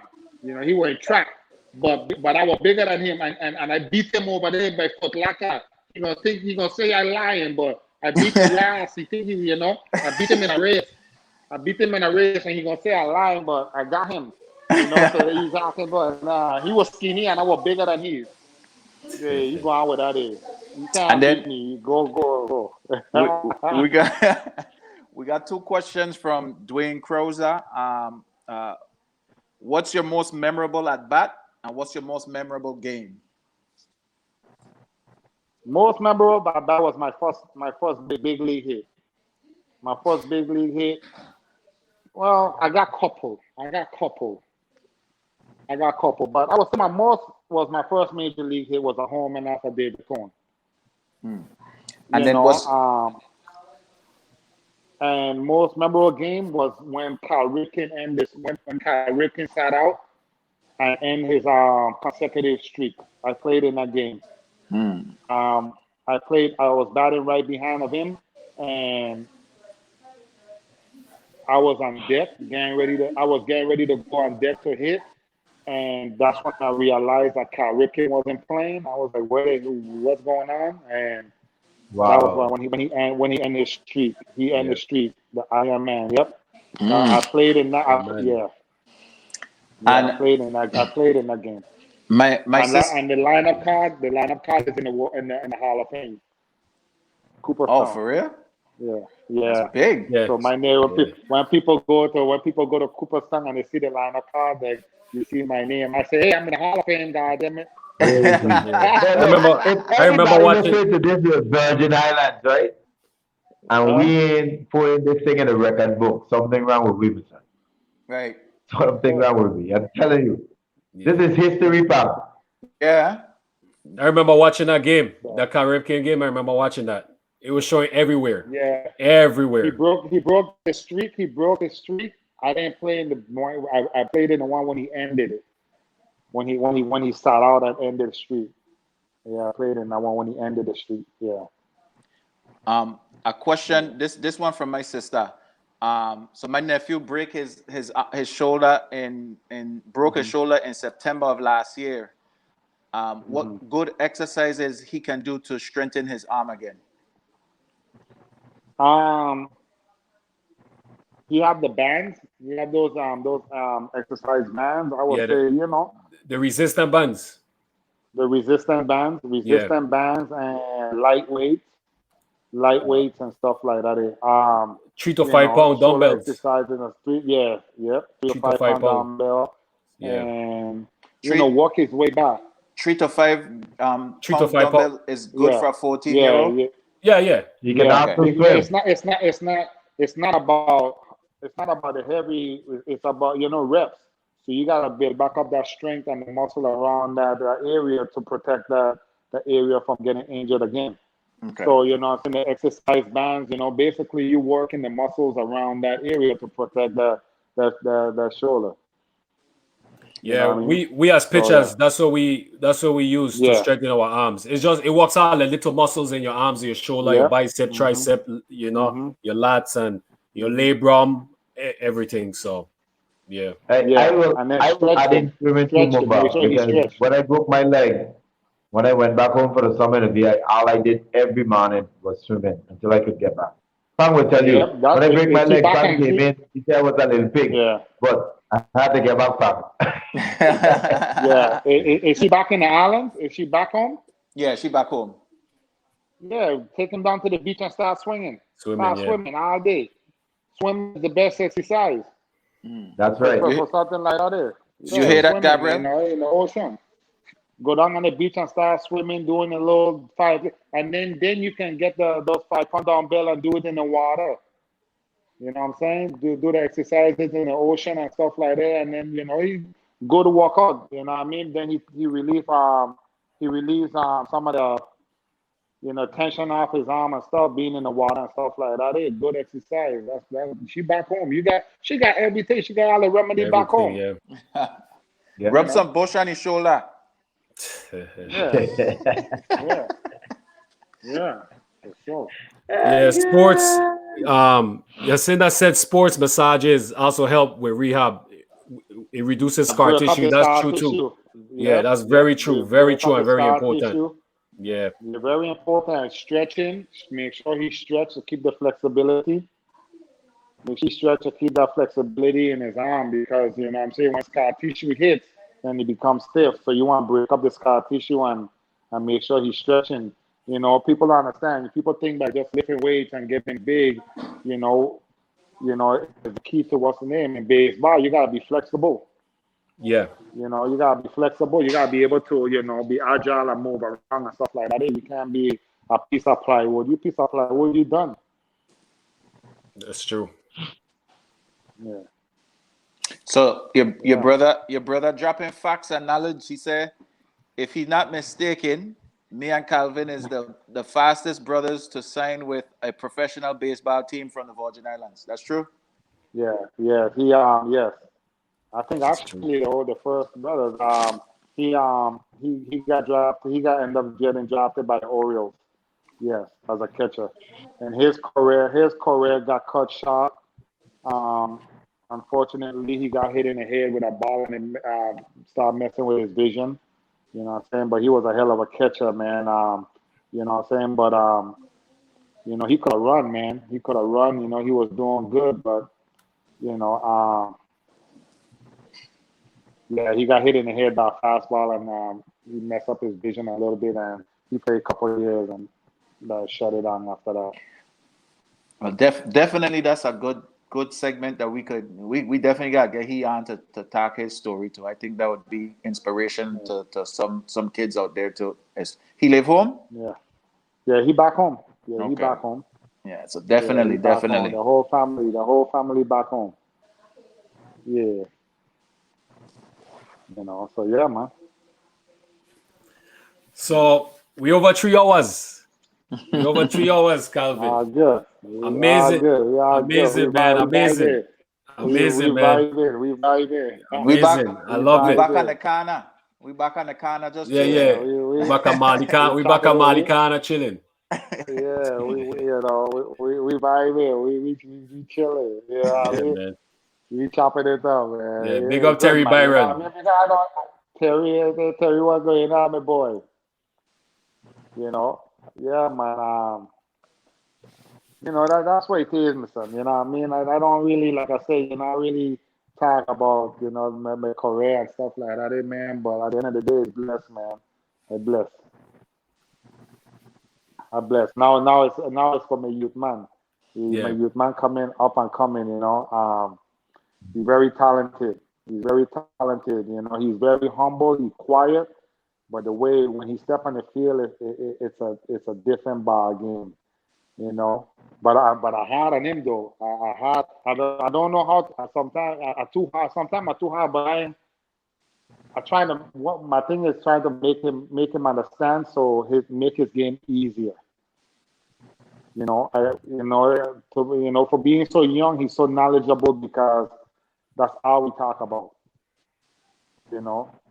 And sometimes I feel, you get youths and stuff. Sometimes you feel like they're not listening. But then out of the blue, all of a sudden, what you tell him is like, whoa, I thought you weren't listening to me.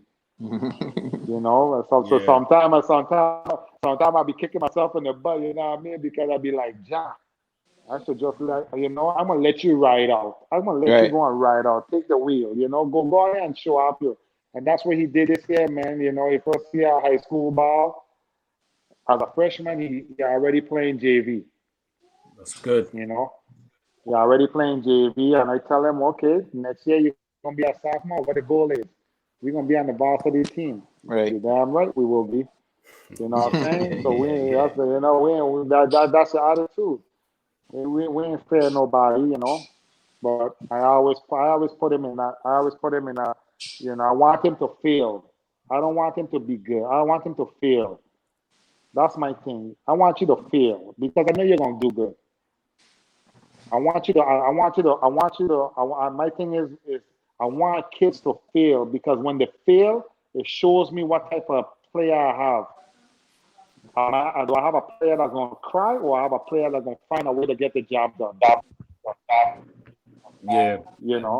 Are you going to go? You going to compete, or you going to buckle? I want you to feel. I want you to feel how it is to feel, because when you do good,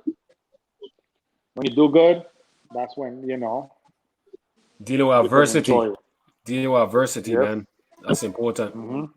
Yep. Builds character. Learn how to. I tell him all the time.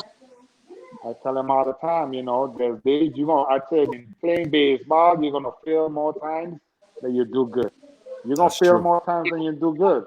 I said, so I want to know how you're gonna handle failing.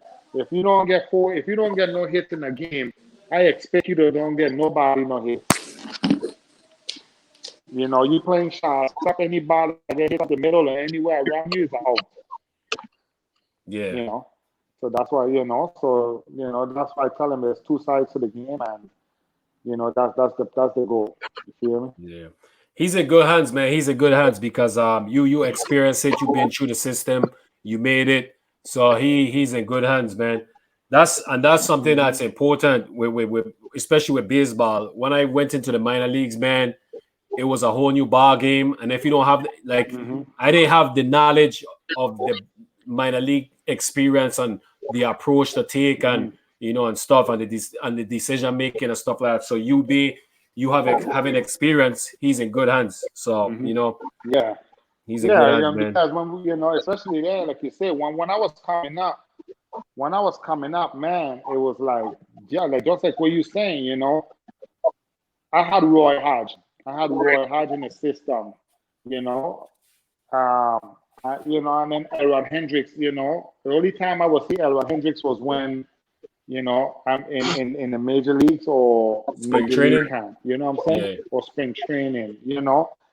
But at the end of the day, man, you know, when I struggled, you know, I had coaches that, yo, you know, let's go, you good, you know, pushing me or you know, I remember the year when I ended up almost winning the Triple Crown. What people only see the ending of what happened that season. But what they fail to realize at the beginning of the season, I was 4 for 40 something. I had 4 hits in like 40 something at bat. I was hitting like something. Wow. You know what I'm saying? So it was like my mind, and they wanted to ship me back down to A ball. But the manager was like, nah, he ain't going no place. He ain't going no place. And you know what they always say? They were like, he's an island boy. Cold weather ain't for he. When they start warming up, he gonna warm up. So he ain't going no place. You know? So when he, you know, that's exactly what he said. When it start to warm up, he gonna warm up. So we gonna keep working, because when it gets hot, he gonna catch fire. And sure enough, when that shit start warming up, it will lights out. You know? Yeah, that So, you know, that's how it is. it's true. It's true. Yeah, man. It's true. You know, that's the other thing with baseball, and especially in the minor leagues. Like you just said, you know, it was cold weather, you struggled, and it was looking to send you down. And that's the challenges with baseball, because you playing outdoors and stuff like that.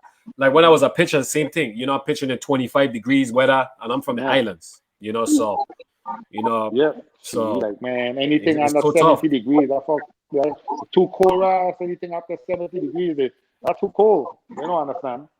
So let me ask you, Mumba. I'm playing devil advocate right now.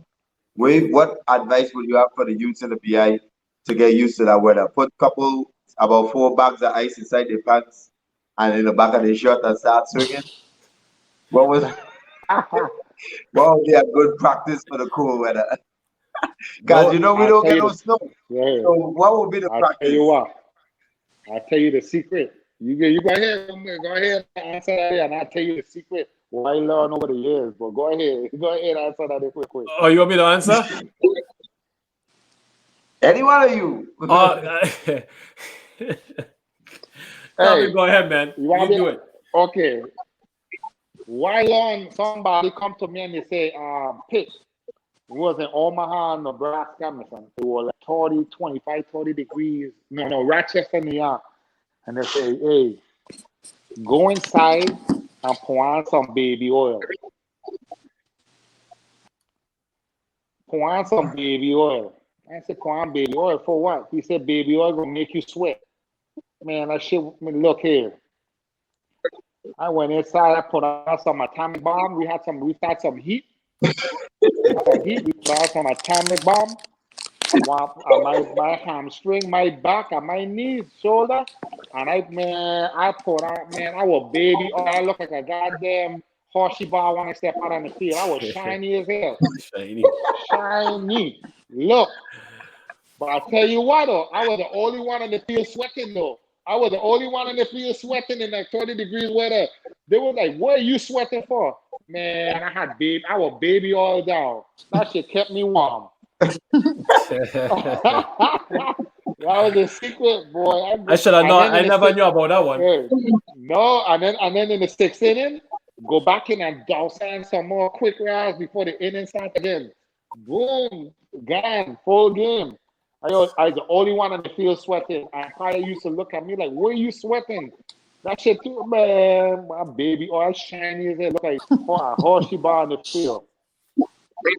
Melted horsey bar. For real. That was the secret for cold weather.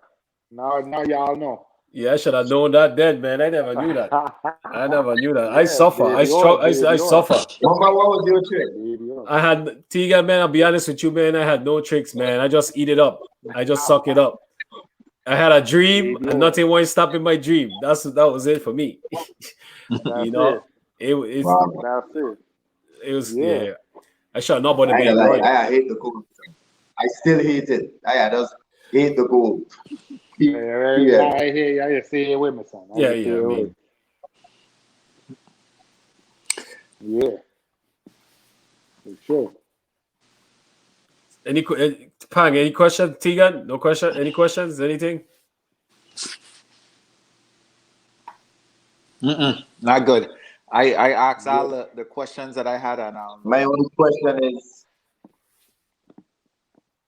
question is Via is just this. Yeah, you just be quiet down there, man. Yeah. Tiga's struggling with his connection. Tiga's struggling with his I connection. miss it. Yeah, we miss it. Well, this was very good, honestly. Calvin, Piko, Pickering. You related to Natasha Pickering? She was a ball player. You related to Natasha Pickering? That's my cousin. Oh, okay. Yeah, From down in the West. Yeah, I used to enjoy watching she play That's play my ball cousin. in Cruise. Yeah. Yeah. She's nice. That's my She's cousin. nice. She's nice. Yeah, she can play ball. Yeah, man. That's ball, my cousin. Natasha Pickering. Yeah, that's my cousin. This bow-legged girl that used to be doing a lot of damage on the we court. grew up together down in the West. She from down in the West. She from down in the West. Yeah, that's my cousin, man. She was nice. Bad. She in a good. I haven't talked to my cousin in a long time. Me and she watching, but she need to link me up, man. I miss her ass. We grew up together. It's been a long time. Also, if you do talk to her, tell her we would like to get in touch with her so she could come on here and share her story. I don't even know where she is, listen. I need to find her. Yeah, we gonna find her. We gonna find her. Somebody gonna contact her, man. Somebody watching this go talk to her. We don't get in contact with her. That's my cousin, man. That's my cousin. Yeah. Oh, also, I got Clendenin text me Robbie's small number, so I'll call him tomorrow. Yeah. Robbie said to link him. We'll find out when we can get Robbie on the show. So we will be having Robbie. So nice. Yeah, can't wait for that one. Yeah. Well, that's gonna be a good one. Any last message you want to send out to our viewers? Anybody you want to shout out? And who also would you like to see besides Ravi and Natasha? Who would you like to see us interview? And I want to give thanks, man. For everybody back home for always supporting and watching out, man, and have my back from day one, from young all the way up. You know what I mean? Nothing but love. Just blessed, man, for the youth, man. Them down there, man. Just keep walking hard, son, and follow your dream. You know what I mean? Stay focused on your dreams. Stay focused on your craft. You know what I'm saying? Don't get derailed by all the negativity around you and the bad influence. You know what I mean? Be your own person. You know what I mean? Make your own choices. Don't let somebody take you down the wrong path. Especially when it comes to friends. You know what I mean? If they don't have the right, you know what I'm saying, want to be the right influence for you, man, and guide you down the right path, you got to cut them out. You know what I'm saying? You know what I mean? So just stay focused on your dream. Follow your dream. You know what I'm saying? No one can stop you but yourself. You know what I'm saying? So just keep doing you, man. And, anybody you speak to, man, like I said, I already told me, Dre, you got Robbie. Robbie's probably one of the biggest dude I would say that would probably be more, really influential to these youth, man, back home, man, because he have a story to be told. Yeah. He have a story to be told. And, I ain't going to talk about it. I'm going to let he deal with that if he want to choose to. But we all know who grew up in that era. What type, what the story was about back then, and it's a story that, it's a heartbroken story, but it's real. It's a real story that we need, these youth man back home that think the bad man and stuff like that, they need to see, you know what I'm saying? Because ain't nobody else that can explain it better than he, you know what I mean? He been there, he walk it. He walk it. So let's just say he walk it. And we're gonna leave it. And I hope, he come on the show and he, he needs a documentary. He needs a documentary. Yes, he is. He needs a documentary, but I already have one about him. You know what I'm saying? They already have one about him, but he needs one. He Yeah, own one to tell his story. yeah. You know? So if So eventually we probably gonna have him on, and hopefully we get him on. And once we get him on, you gonna be a guest host with Pang and T and Tegan and myself. We would love We to would have you love on that. with him. It's something that should happen, you know. So that'll be awesome, man. yeah, I That'll be think it'd be awesome. awesome. Listen, that man I do, just man. want to be a fan and just see that, you know. Yeah. So You I mean know, that'd you be nice to know. see, you know. Yeah, So man. Yeah, so, it bring back memories, man. It bring back memories, man. Watching him pitch in the islands, watching, hearing his father, hearing his brother, them, hearing that man, they get at him, man. You know, that man used to, the son that was his biggest fan. You know, his brother, them was his biggest fan.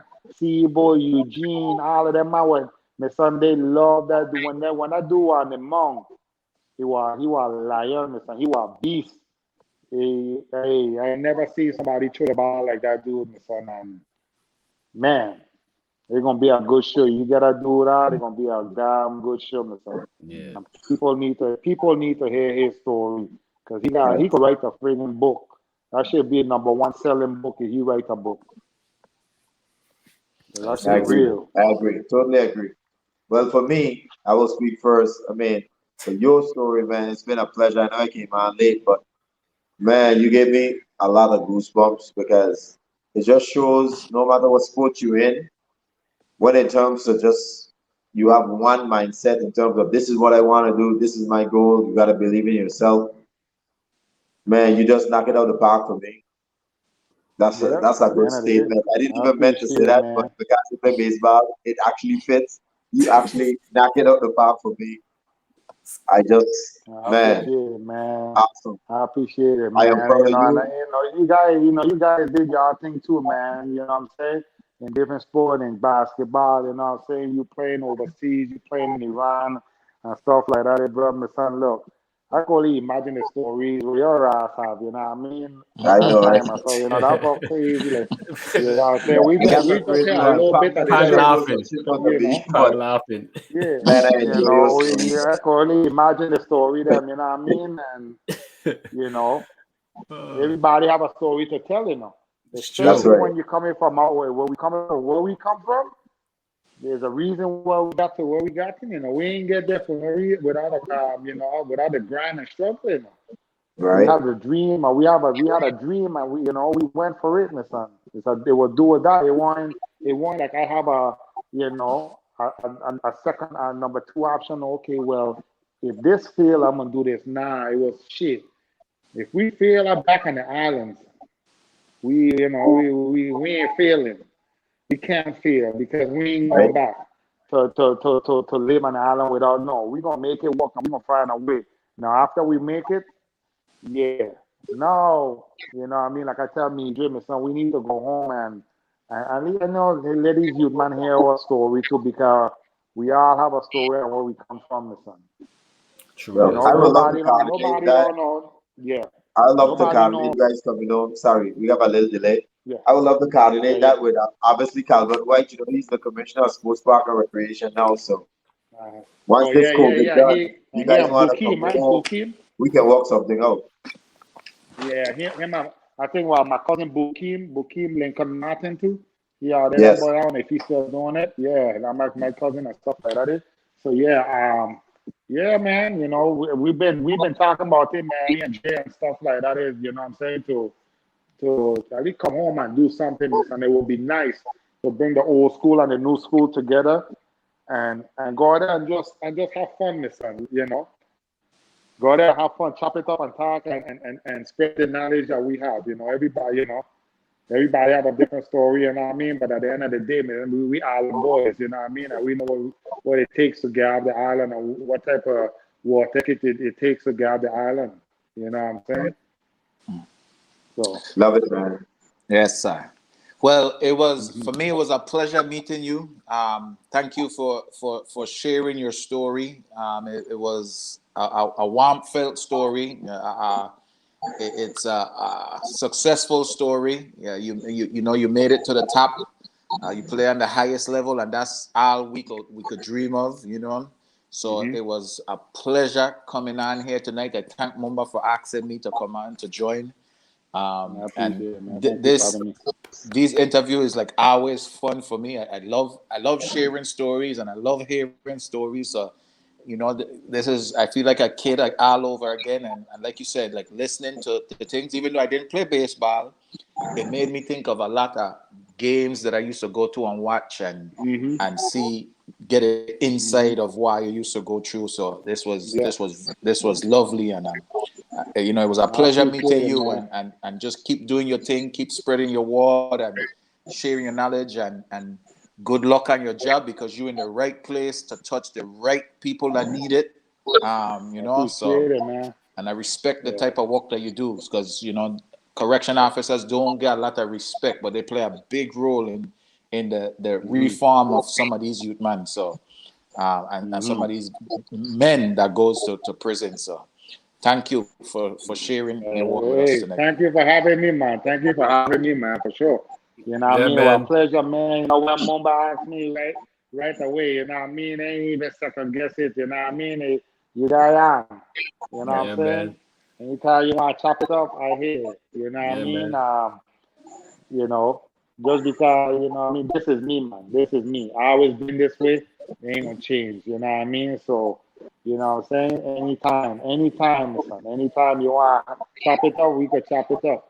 You know, we could get Midre. We got Midre on too. We could Midre is another one too, son. You know, very knowledgeable, you know, in the game. JD, Howie, you know, Jeff, all of us, you know, JD Clark and I, you know, Horace Clark, all of them, man, you know, Kevin King, you know, my cousin Norbert, you know, they go way back. The governor Jerry Brown, you know what I mean? All of them boys, man, you know.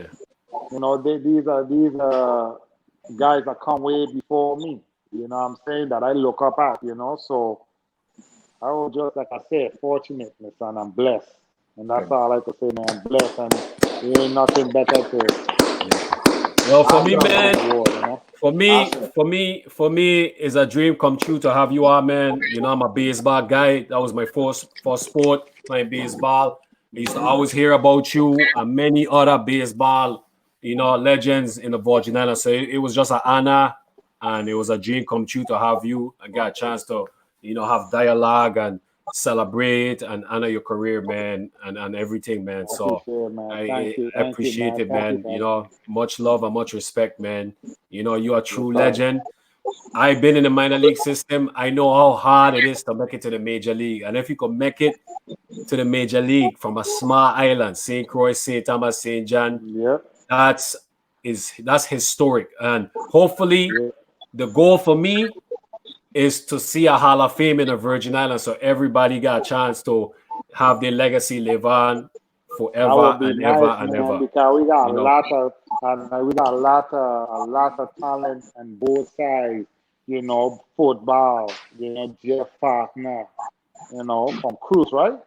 You know, football. You got a bunch of legendary players that come through in all different sports, man. And you know what I'm saying? It's like, you know, everybody know the famous Tim Duncan. We all know Tim. You know what I'm saying? You know what I mean? And you know, it will be a blessing, man, if that would ever happen, because there's a lot of history come out, you know, a lot of history from back home, you know. So a lot of it will be good, man. It will be good. It will be good. It will be an honor if something like that would ever happen. Yeah. I'd like to thank everyone who was in the stream, you know, everyone who was in the comments. Thank you for watching. Thank you. We appreciate you guys coming out, supporting Piko. You know, we have Dean, Macmillan, Haywood coming up Sunday. And then next week, Wednesday, we have Rafael Smith coming on. You know, so Wednesday, and that's a baseball player. So, you know, so I thank everybody for coming out, watching, showing support, asking the questions, everything. Pang, Tegan, appreciate you guys. Piko, you the man, legend. Thank you, for sure. Thanks for having me, man. I appreciate it, man. Anytime. Yeah, man. Love alone, anytime, fellas. boy. Love alone, man. Yeah, man. Love alone. Boy.